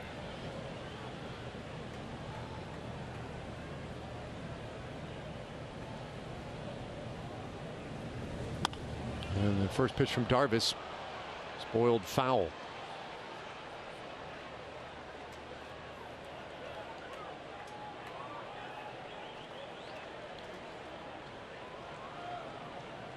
Hosmer, he was the MVP of the All-Star game. A big year last year. Just missed hitting 300. 297 with 18 home runs last year. And going to better the power numbers this year, at least on pace to do it. And right at the same average. 1-1 the count. Another solid year at the plate for Eric Hosmer. And you can see he has done some damage against the Rangers over the years.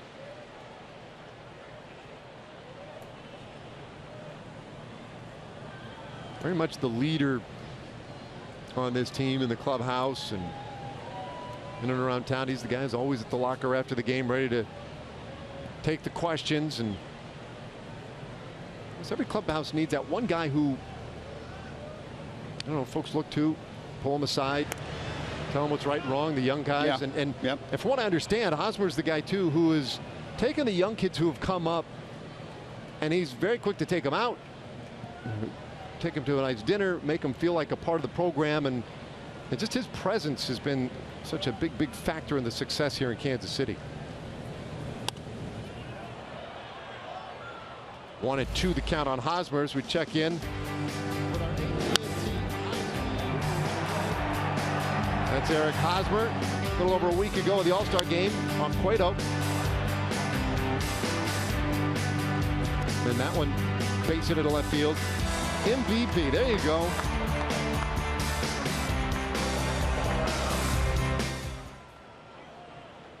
Yeah, and for Hosmer, the power numbers may not look that great in comparison to everybody else, but if he were playing in a little different ballpark, he'd be a 30 home run guy. There's no doubt about that. Swings and misses at the breaking ball from Darvish, and that is the second out of the inning. So Darvish with 9 strikeouts again tonight. And 9 4 2/3 tonight. He had 9 4 1/3 against the Cubs his first time out after the break. He's got that put away pitch. If he can get to that, he definitely has a pitch that is unhittable. Well, tonight he got 3 consecutive strikeouts in the 4th inning when he needed them most, after giving up the triple to Gordon to open the inning. And that was awfully big. Now a strikeout of Hosmer puts him in a spot where he can post another 0, back-to-back zeros, if he can take care of Morales here. Morales 0 for 2, runner going, and the breaking ball in there for a strike. That was a pretty good jump. I thought he was just going to keep going to third. Well, I thought that Bobby Wilson was going to have to throw to third to cut him off. Look at that. 6 steps? Yeah, he's a third of the way to second base before Darvish ever went into his motion. Second steal tonight for Escobar.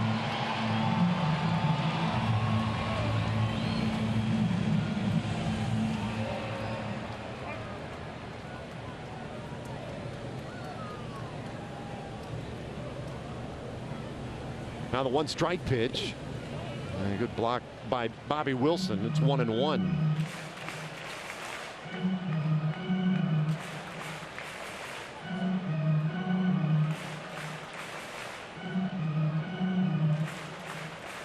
Darvish slowing down a little bit with Escobar out there in scoring position. Royals have done a decent job with runners in scoring position this year.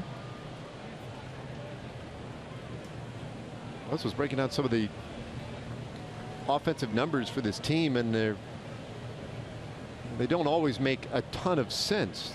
The high batting average, the low runs scored. That one very high, and it's 2-1. They don't walk very much. And much has been made about the fact they like to go up there and attack the opposing pitcher. They like to get up, be aggressive. Yeah, don't walk very much, don't strike out very much. Yeah. So, you know, the ball is in play. 2-2. The count on Morales. It served him well. World Series championship last year. Morales, last year of the postseason. He was the guy who hit that ground ball up the middle, and Carlos Correa of the Astros bobbled it in Game 4. It turned that series all the way around. It was a huge, huge comeback by the Royals and set the tone for that postseason run. 2-2. That's a full count. It kind of goes back to their, I guess, their offensive philosophy of put the ball in play and then make the opposition make a play. Occasionally he'll get a break. Ned Yost. Dale Swaim is his hitting coach.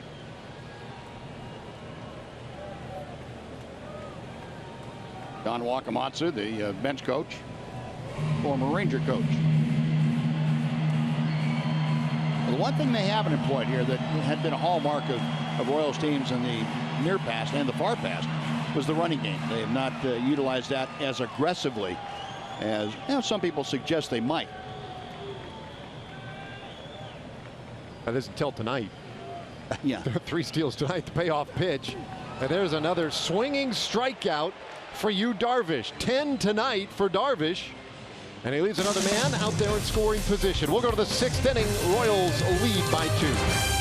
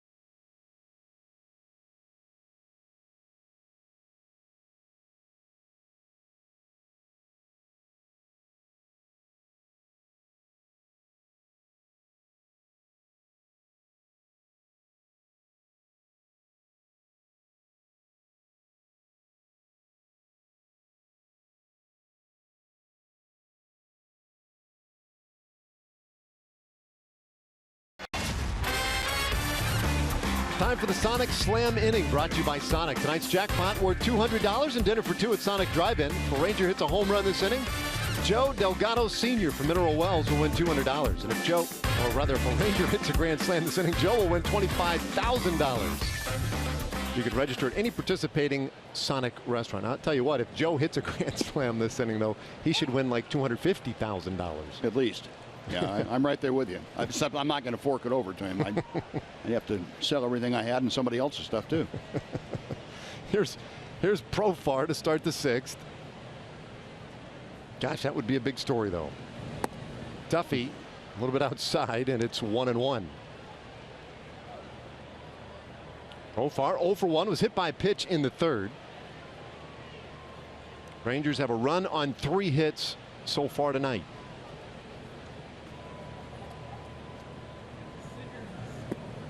2-1.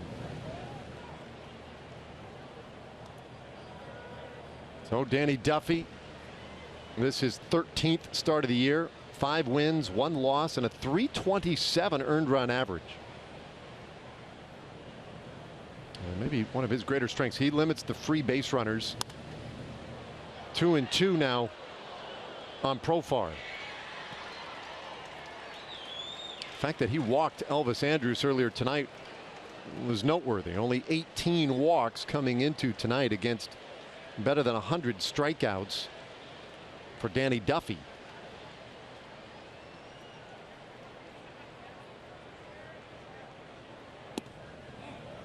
Just like that, it's a full count, though, on Profar. Yeah, that's been a marked improvement for him, too, Dave. That was the problem that Danny Duffy had establishing himself at the major league level, was the command issue, and especially with the fastball. Once he's done that, and each year now, over the last 5 years or so, his percentage of fastball strikes have gone up. Payoff pitch, bounced slowly down to third. Cuthbert, plenty of time, and gets Profar for out number 1. Well, little programming note for you. Tomorrow, game 2 of this series. It's a 6 p.m. start. Coverage on FS1. Of course, watch on the Fox Sports Go app as well. Justin Kutcher and C.J. Nikowski, the former Ranger, will have the call tomorrow.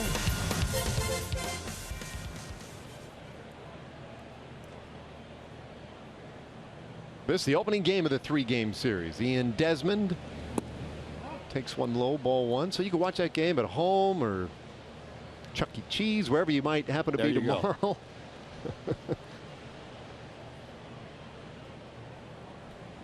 Desmond flat out to right. Struck out. Takes one in the dirt. It's 2-0. Kind of homecoming for you, Buzz. I know you got a lot of family still here in the area. Got to be nice. It is. It is. It's nice to catch up with the grandkids and my 3 daughters. Bouncer foul, and it's 2-1. The Ian Desmond hot zone. Middle up. You might want to stay away from that. Yep. And he takes that outside pitch away really well. In fact, he spreads it all over the diamond.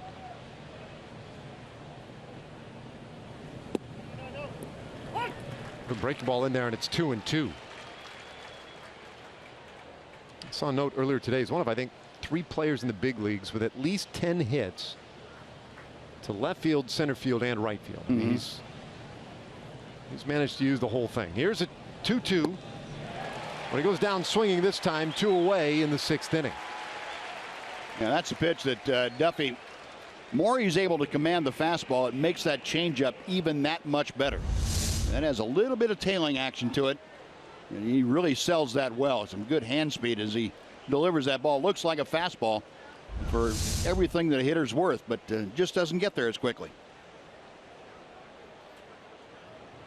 Well, Duffy looking pretty sharp tonight. Gets a swing miss out of Beltre. Made the one mistake, if you will. I don't know how much of a mistake it was, honestly, the ball that Odor hit. But outside of that, very little damage against Danny Duffy tonight.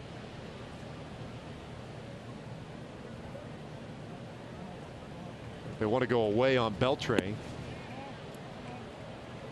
1-1.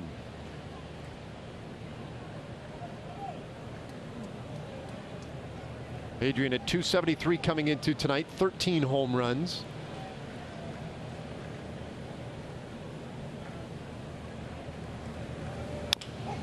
Broken bat roller left side of the infield. Cuthbert just in time to get Beltre. And it completes another 1-2-3 for Danny Duffy. Bottom of the 6th on the way. Rangers trailing by 2.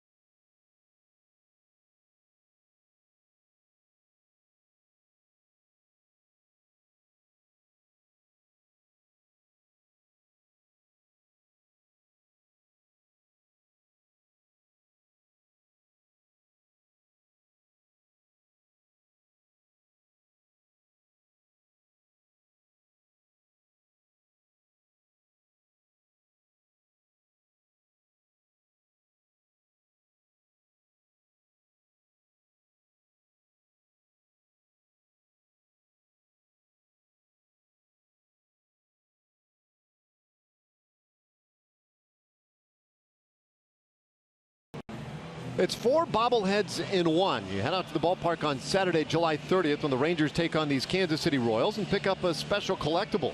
First 15,000 fans 14 and older receive a franchise 4 quad bobblehead courtesy of Medical Center Arlington. You're not along with Beltre, Pudge, Nolan, Michael Young. The Texas Rangers franchise 4. Get your tickets for Saturday, July 30th by going to texasrangers.com. Bottom of the 6th inning, and Salvador Perez pops up the first offering from Darvish right near the mound, and it's Beltre who handles it for out number 1. Nobody happier that Adrian Beltre made that call than Ryan Rua. Rua was on the wrong side of the mound, and he was just starting to go up the mound toward the pitching rubber, and he was going to have to descend down the other side while still keeping an eye on the pop-up. And he's wiping a little sweat from his brow. Watch this. Watch where Rua is when he hears Adrian call it off. He says, "Oh, I'm in trouble here. Thank you. Thank you very much." That could have been a disaster. Ryan had to go back down the other side of that mound. 1 out on 1 pitch. And a strike to Alex Gordon. And I'm not being disparaging about Ryan Rua's ability to handle a pop-up. That is just impossible for anybody. We saw something similar in Chicago on one of the bullpen mounds. We did, yep. And that's right. It could be treacherous when you're coming back down the hill. A roller, foul by Gordon, the count 0-2. Well, when you're looking straight up and all of a sudden the lay of the land changes under your feet, that's a problem. So Rua catches a little break. Gordon has walked and scored a run. He's also tripled. Darvish with 10 strikeouts so far tonight, and he gets this one lined to first, and a catch by Rua. What a play. Great reaction down there. That one he handled really well. That was a great reaction play by Ryan Rua. That's as far as he can jump to his right. He was completely laid out. Glove extended as far as he could and able to take that base hit away from Alex Gordon. That's an outstanding play. Now 2 out. And brings up Paulo Orlando. Now Darvish allowed a run in the first, a run in the second, and another in the third. Since then, a couple of zeros and looking to add a third consecutive as his pitch count climbing toward 90. Very warm night, 94 degrees at game time tonight at 7:15 when we started. Heat index was like 108. This one is shot out toward center field, drops in for Orlando. His second hit of the night.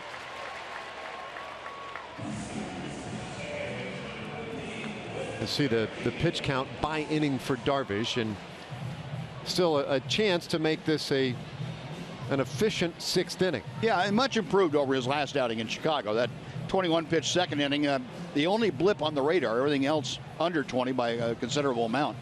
And you remember in Chicago against the Cubs, he had the back-to-back innings of 25 or better. Yeah. And that's really what ran it up. And Tony Barnett getting ready in the Ranger bullpen.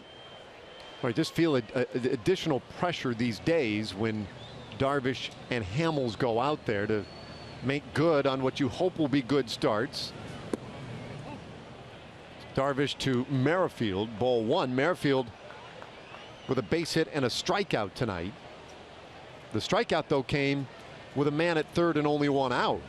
So that was a big punch out for Darvish.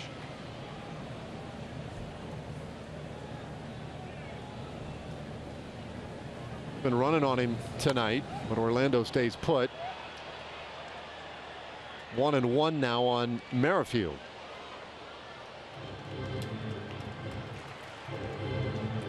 So Darvish tonight, Cole Hamels tomorrow, and then A.J. Griffin will round out the series on Sunday.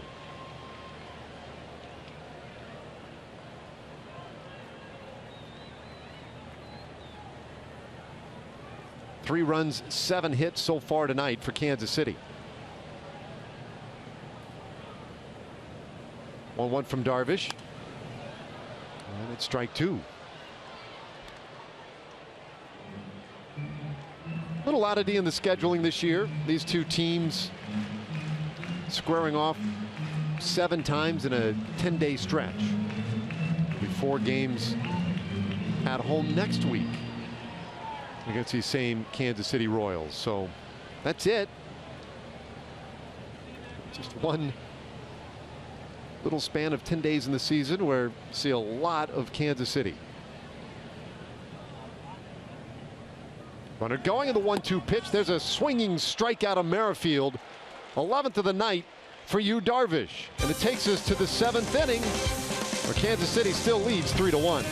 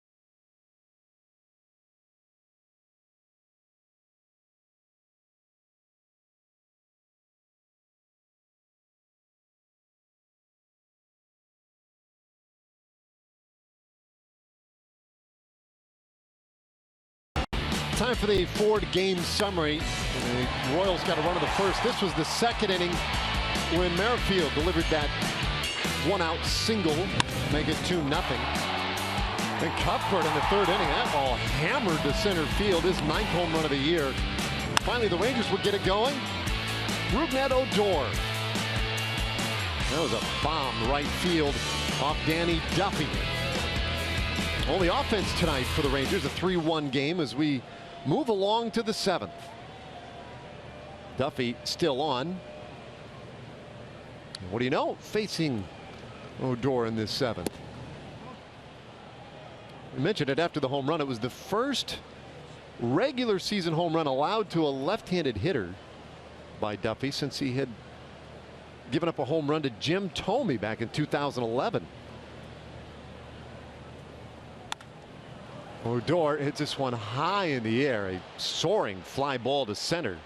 Dyson backpedaling, and that is out number 1.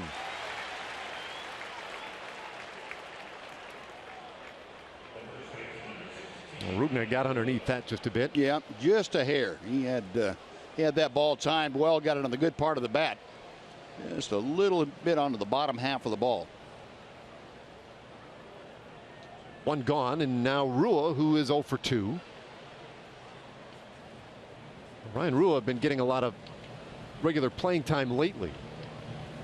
And if you missed the news yesterday, or I guess it was 2 days ago now, Prince Fielder to the disabled list. He has some herniated discs in his back, upper back. And Shin-Soo Choo back to the disabled list for the 3rd time this year. Choo will be out for a stretch. He got an injection in his lower back a couple of days ago after further discomfort. It was going to keep him from competition. So a couple of casualties on the injury front. And Rule will continue to get time in the outfield. The 2-0. That's ball 3. Yeah, Prince was supposed to meet with Dr. Drew Dossett today, but that meeting has been pushed back to Monday. So we'll have to wait through the weekend to find out anything conclusive about Prince Fielder. Brewers put up good numbers this year against lefties. Takes the strike, 3-1. Hitting .338 against left-handed pitching.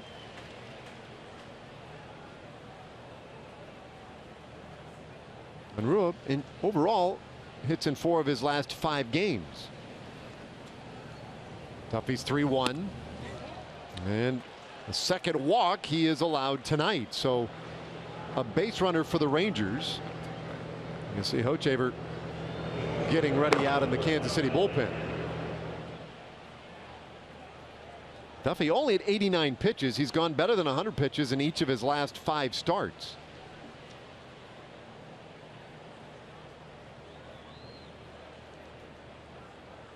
But Rua is on. And now Andrus, who's 0 for 1 with a walk. And Andrus, another guy who has done remarkable damage against left-handed pitching. Elvis at .368 against lefties coming into tonight.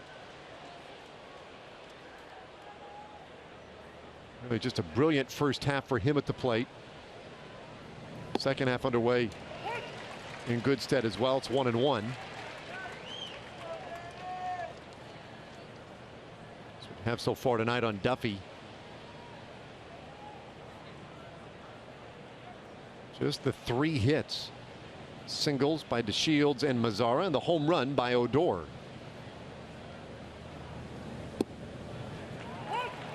Spins that one in there for strike 2. And what Duffy has done tonight, Dave, should be a headline if nothing else, because the Rangers as a team have hit almost .290 against left-handers this year. Came in at .286 against southpaws. That's as a team. That's Now he's been stingy tonight. Ooh, there's that big snap throw again. Used that earlier tonight and very nearly got Elvis Andrus. That was back in the 3rd inning. Middle infield double play depth. And Elvis stays alive at 1-2.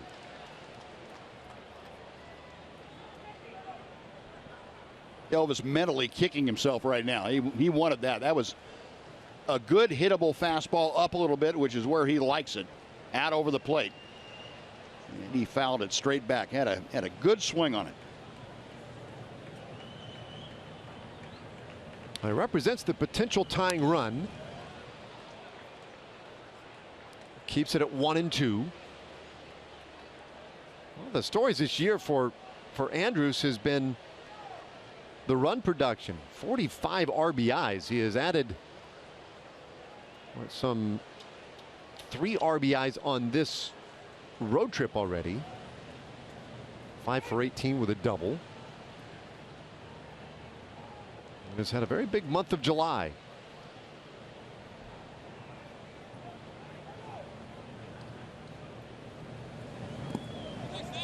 Two and two. Well, this may be the time to get to Duffy. We saw the activity in the bullpen, closing in on those 100 pitches. And you see just a little more time between pitches, the heat, the length of this game, and his effort tonight maybe starting to get to him just a touch. 2-2. What? Elvis just going to wear him out here. This will be the 8th pitch of the at-bat coming up. It's a good time as far as the Rangers are concerned to have this kind of a bat against Duffy. You mentioned, Dave, that it's a warm night, and a long at bat this time of the ball game will really take it out of a guy. That proverbial wall that we talk about pitchers hitting can sneak up on you real fast in this kind of a bat. Rua with the lead at first. Oh, and Elvis late strikes out swinging, and that's his 2nd out of the inning.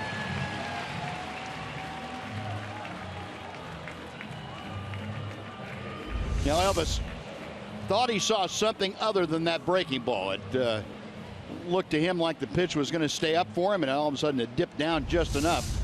Elvis tried to stop his swing and really couldn't. He was too far committed. That's a big out right there for Duffy. Elvis was working him hard, so a big strikeout. And now here's Nomar Mazara. Lefty on lefty. Mazara, though, does have a hit off him tonight, 1 for 2. How about that? The 3 hits the Rangers have, 2 of them by left-handed hitters. Go figure, huh? Yeah.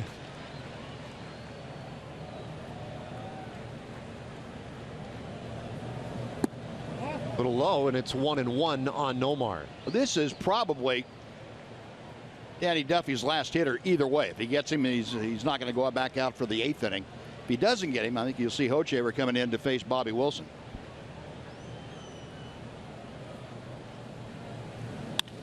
And this one served into center, base hit for Mazara. Rua with a great start. He'll head to third. The ball bobbled by Dyson. And Rua stops at third base. So Mazara with his 2nd hit of the night. Well, that's a great night for Nomar Mazara. And here comes Ned Yost. Yeah, Nomar stayed with this breaking ball very well. The pitch stayed up just enough to allow him to get it before it got too far away.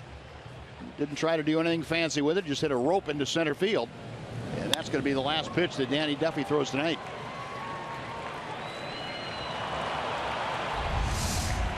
Ned Yost takes the baseball. Duffy done. Hochevar coming on. And we'll get you set when we return.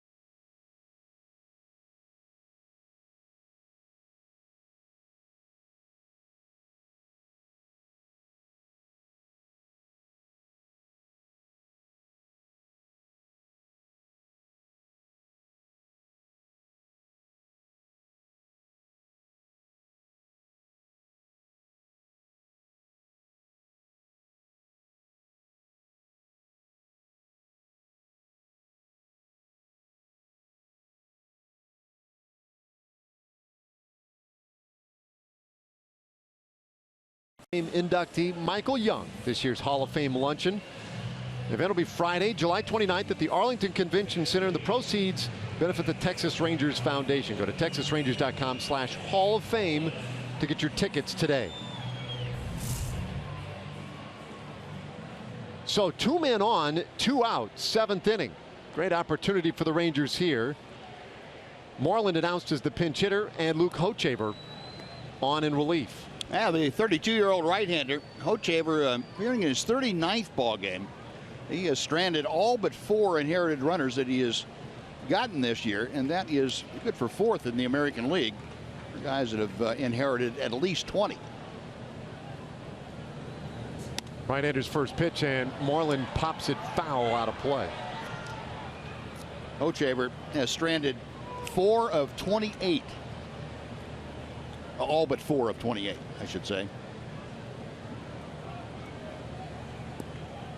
Why, it's such a big deal to have that guy who can come out of the bullpen in spots like these. Yeah.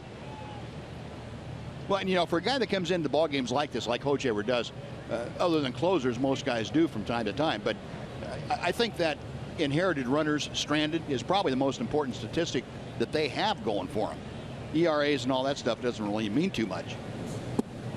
How often do you get the first guy that you face, and how often do you allow runners that are on base when you come in to score? Right, because we start talking about ERA. It doesn't affect his ERA if a run scores here. That run, Rua, the responsibility of Danny Duffy, and so is Mazzara over at first. Shift on the infield, playing Moreland to pull. 2 out. Chambers 0-2.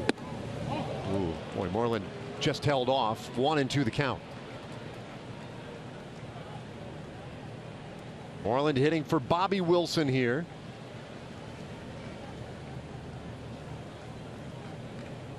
Rangers 1 run came in the 4th inning. The solo homer by Rougned Odor.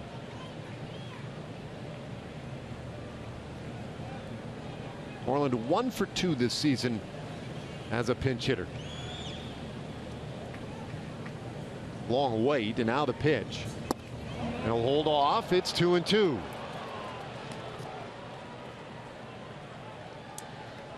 So Hochevar got ahead of him quickly. Can't get Moreland to chase either the high fastball or that back foot breaking ball.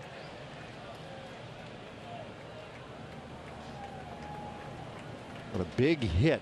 Rangers have been waiting for it seemingly every night. 2-2.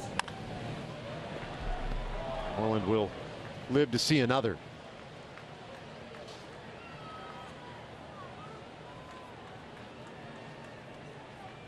Rangers had the bases loaded in the 3rd inning, but couldn't get anybody home. Tuesday night was the night that just was the head scratcher. Had so many opportunities early in Anaheim. It's different when there are 2 outs like this. It's going to take a hit. That was not the case Tuesday night.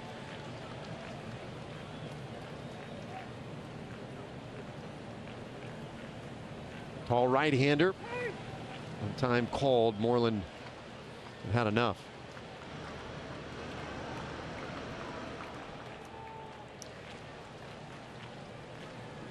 Keone Kela not working real hard out there. Looks like maybe he's just ready to go. Oh, 2-2. Oh, it's a full count now on Moreland. So he had 2 quick strikes on him. Now in danger of losing him with Delano DeShields waiting on deck. And that helps going 3-2. Now Nomar Mazara can take off with the pitch so that he represents the tying run. He can go ahead and maybe score on a long single.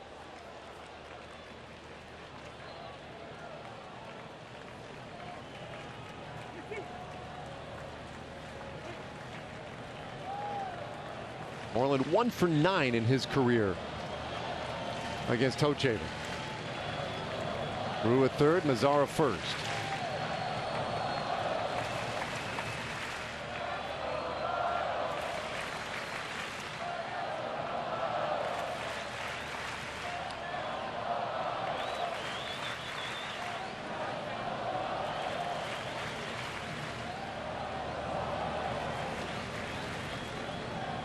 Hochevar 6'5", 225. And a big payoff pitch. This ball popped foul back out of play. And it'll stay 3-2 on Moreland.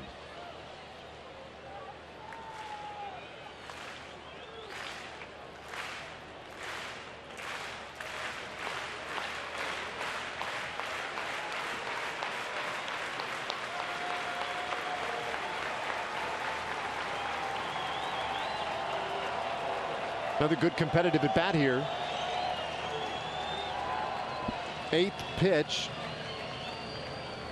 coming up. It's on the way to Moreland. And he hits this ball hard right field. Orlando, though, positioned well, reaches up. And the inning is over. No runs, a hit, 2 left.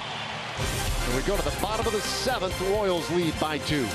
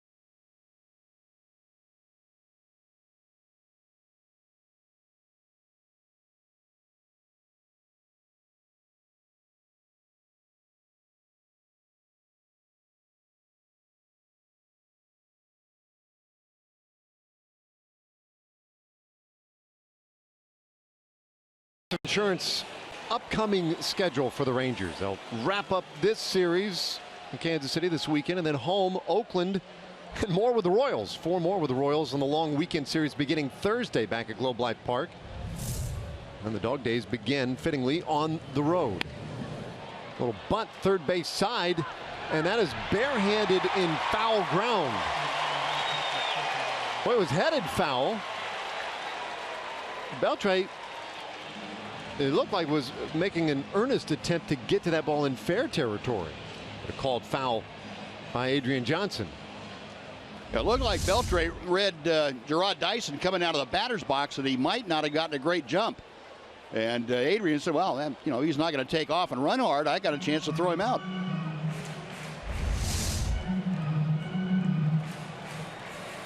As it turned out, it's a moot point. Well, it's a strike. Yeah. we'll take that. So Keone Kela is on. In fact, an entirely new battery is on, but Kela on to pitch here for Darvish in the 7th. Well, last time we saw Keone back in that first game against the Angels, took the loss in that ball game, gave up 4 runs in his 1 inning of work on it. A couple of hits, one of which was a 3-run home run to Mike Trout.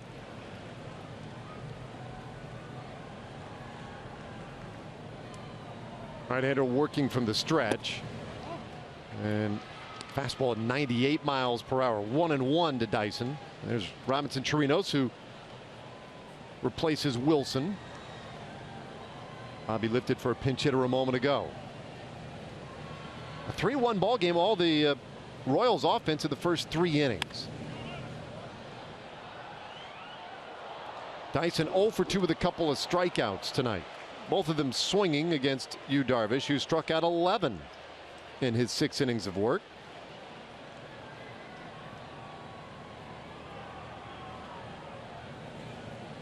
One walk tonight for Darvish.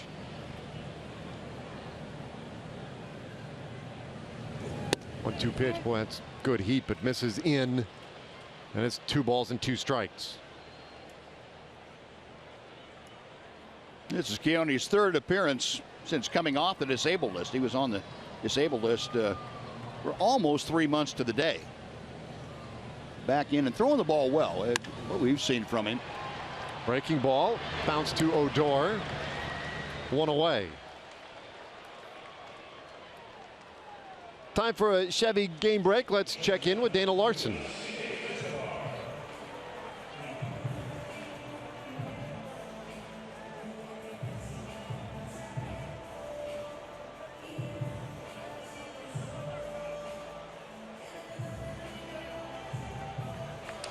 All right, thanks, Dana.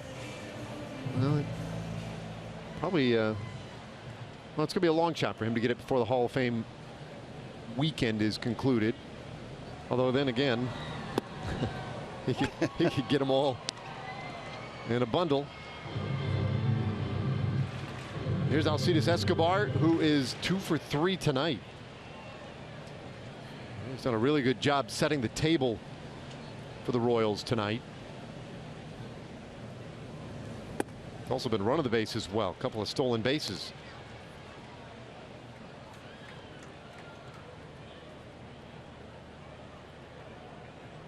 Escobar last year was the guy, when they put him in the top spot of the order, this Royals offense took off. When he was not in that leadoff spot, they didn't fare nearly as well. They were 61-39 when he led off. They attributed a lot of the offensive success to that move, and they've been hoping all year that his presence up there might have similar effect. It has not translated this year. A game over 500, 33-32 in games in which Escobar has led off this year. 2-2 the count.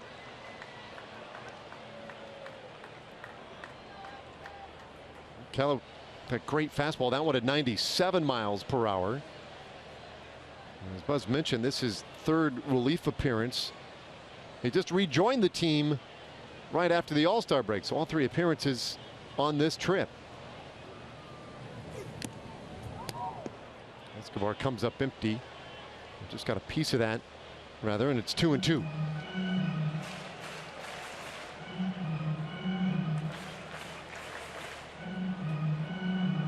Yeah, you're talking about Escobar, Dave. I'm not sure. Statistically, there's no reason why he would be a guy you would imagine as a spark plug for the offense. You know, his on-base percentage, as we've talked about, not all that great. Hitting in the mid-250s as he did last year. Doesn't steal a whole lot of bases. So you say, well, what, you know, was he the reason the Royals took off? And the answer is probably no. But if the guys hitting behind him thought he was a spark plug, then he was, no matter what the stats say. Yeah, and sometimes you take a guy out of you put him in a spot in the order. That's half of what you're doing. The other thing you're doing is you're taking him out of another spot. Yeah. Yep. And it can change roles for other guys. As he will draw a walk. He's been on 3 times tonight.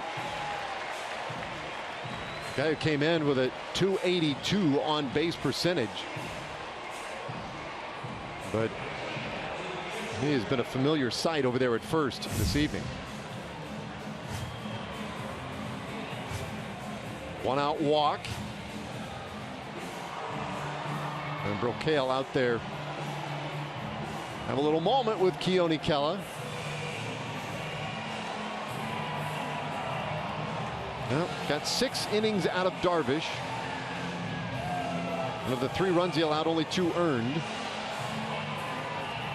Now it's up to the bullpen to try and keep it a 2-run game and give the Rangers a shot in their final 2 at-bats.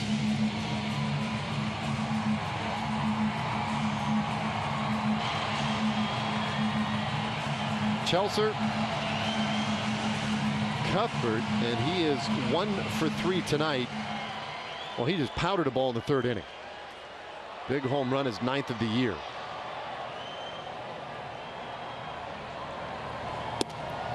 And he takes strike 1 from Kela.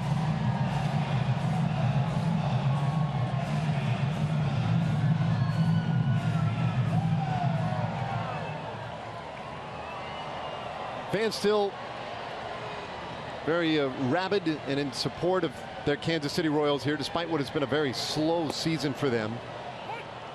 0-2 the count to Cuthbert. Tonight a little better than 33,000 on hand.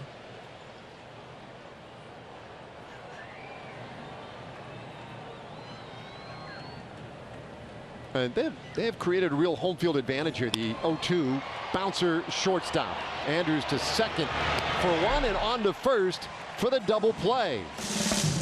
Inning over as Kela gets a big ground ball double play. We go to the 8th.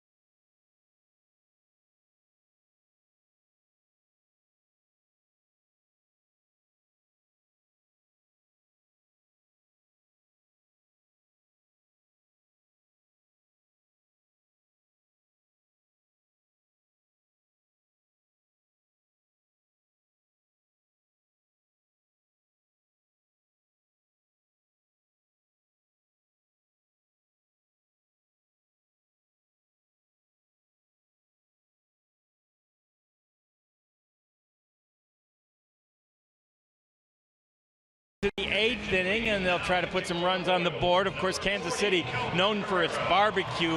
We found some barbecue. We'll talk about that another game. But last night, we found some pizza to eat at a place called Artego. And boy, look at that great-looking pizza that we found at Artego. Very good. That's sort of the meat lovers pizza. This place was so cool, though. All these paintings of rock and rollers from days gone by. John Lennon was on the wall. There you see Jimi Hendrix. There was a picture of Elvis. Even some more modern rockers like Justin Justin Timberlake on the wall. So cool. There's just a set of bongos, a bongo kit, just sitting there in the middle of the restaurant. Not really sure what that was there for. And then, lo and behold, the artist who painted those paintings is there doing another one. She's making another masterpiece. I didn't let any pizza go to waste, nor did I let the bongos go to waste. I thought maybe I just better go over there and just sort of wail away in the bongo kit to work off my pizza. You see, it was sort of like, just working it off. It was a little workout. Cardiovascular work at the end of my pizza, guys. God, I can't believe you took that out. Didn't you see that in the monitor? It said what happens here stays here? What is the deal? Yeah, I know. I should have just right there. That's a violation. That was it. It should have stayed right there. I shouldn't have shown anybody that. Had to show you the bongos and the pizza. Artego, guys. That looked good. I assume that the painter was working on her John Radigan as well. Yeah, that'll be up tomorrow. Yeah. Kelvin Herrera on the pitch in the 8th inning. Now, Herrera, the 8th inning guy for the Kansas City Royals, his 44th appearance. 169. Look at the league hitting a .194 against him. 54 strikeouts and 7 walks. And this last year, the tail end of this Kansas City bullpen really is what carried them on through the postseason and to the World Series. Last year they were, a good 4 deep. You get to the 6th inning and forget it. The Shields lifts one high into center field, playable for Dyson. 1 away. This year they haven't had quite the success getting all the way back to the real effective arms, but they still, once they get to this stage of the game, boy, they are awfully tough. You can follow the Rangers live with MLB.com @BAT app. Stay up to the moment at any moment with game day, live game video highlights, StatCast news, and more. Download MLB.com @BAT, the #1 app for live baseball on your phone and tablet. One out here in the 8th for Profar, who is 0 for 2, and see some high heat there.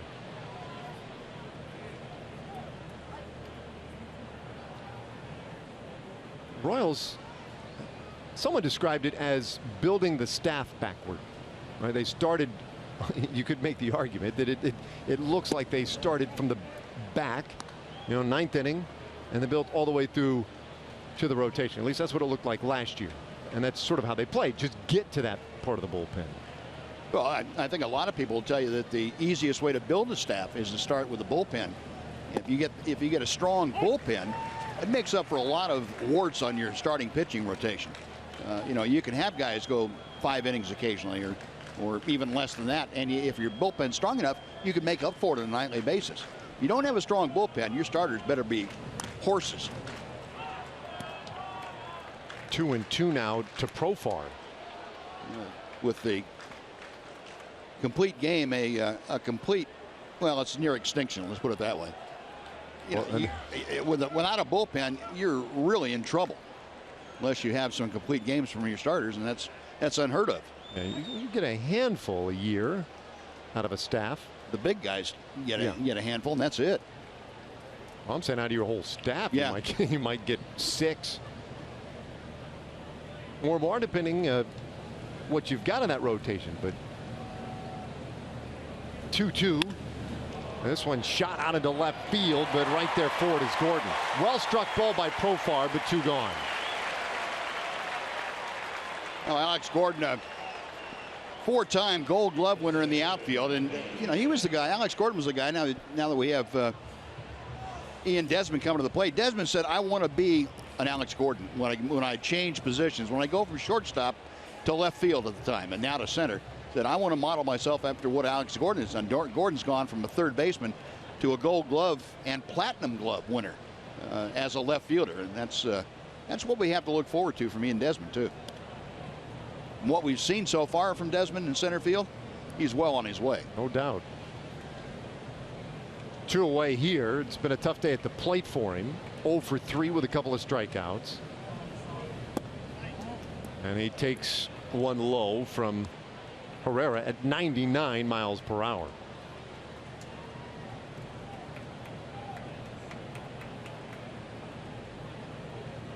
Righty on righty. More heat. 2-0.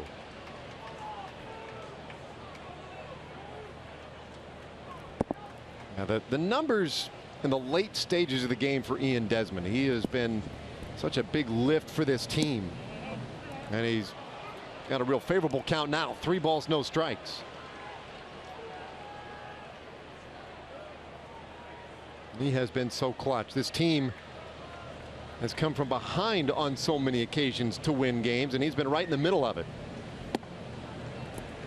He would be taking there 3-1.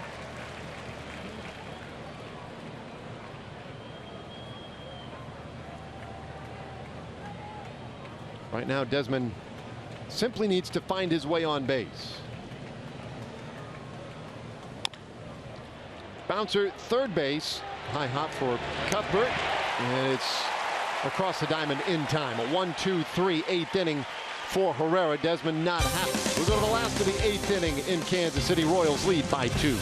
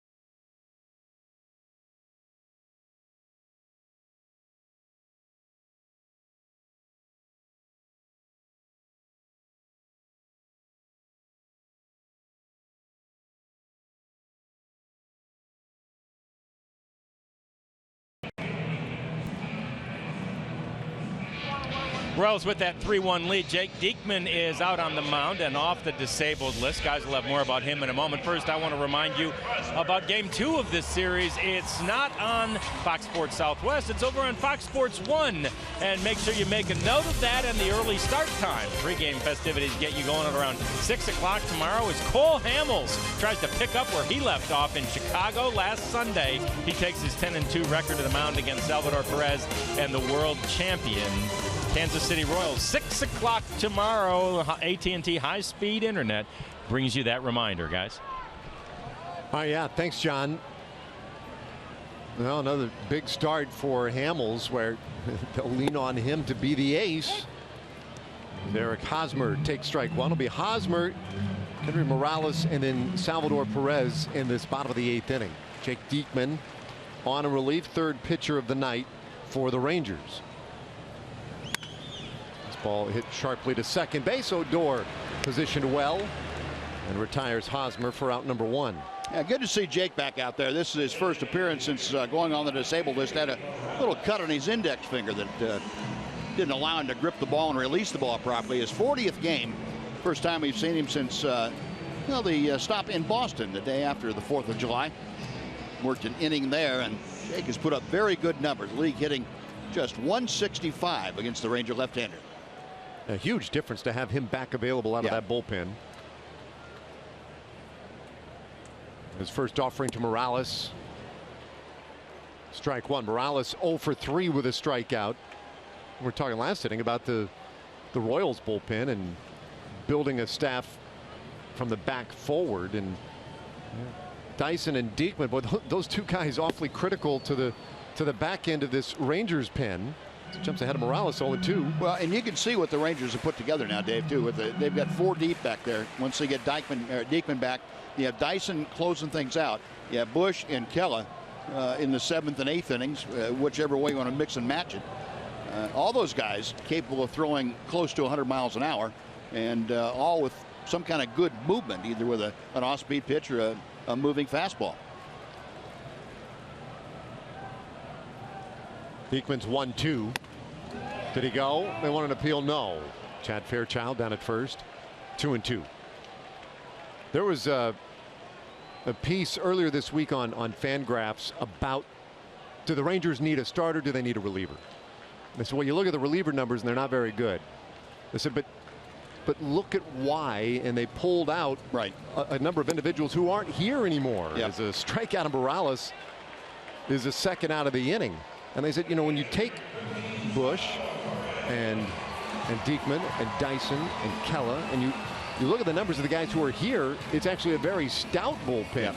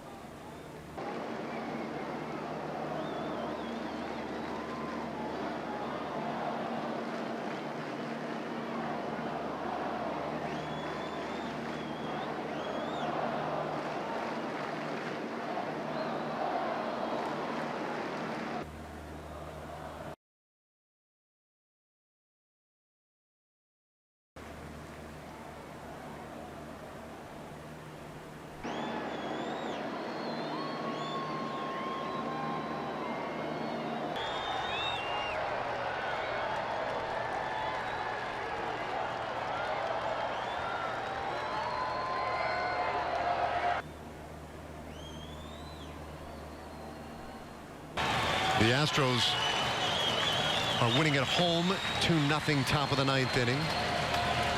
And shutting out the Angels. 2-strike pitch. And that's ball 1. Rangers came in with a 3.5 game lead in the West Division tonight.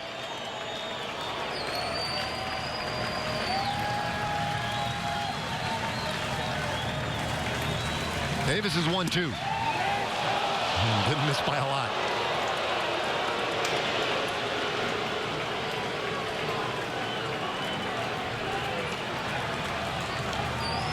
Brewer, though, very discerning eye. He laid off that one. You can see it was off the plate. Taps one weakly third base side. Tough play. And Cuthbert can't complete it. Rua is on. It gets the tying run to the plate. So don't look now. Rangers still have a shot here with Rua reaching in the 9th. That's something the Rangers have been able to do last couple of ball games. That's get at least a tying run to home plate late in the ball game. Rua getting the infield signal, and it's important. You know, if you want silver linings in clouds that are pretty dark, you look at things like this, and that's what the Rangers have been able to do. Now it's a matter of time before they capitalize in these situations. Davis with a little wrinkle on that one gets strike 1 on Andrews. Elvis. Go ahead. I was going to say 3 hits and 11 at bats against Davis. You know, we've seen this ball club do it so often in the first 3 months of the season. It just hasn't been available or working for them the last 3.5 weeks.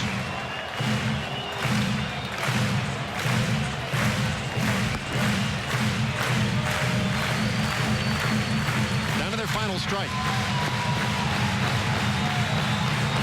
Rua kept him alive with the infield hit.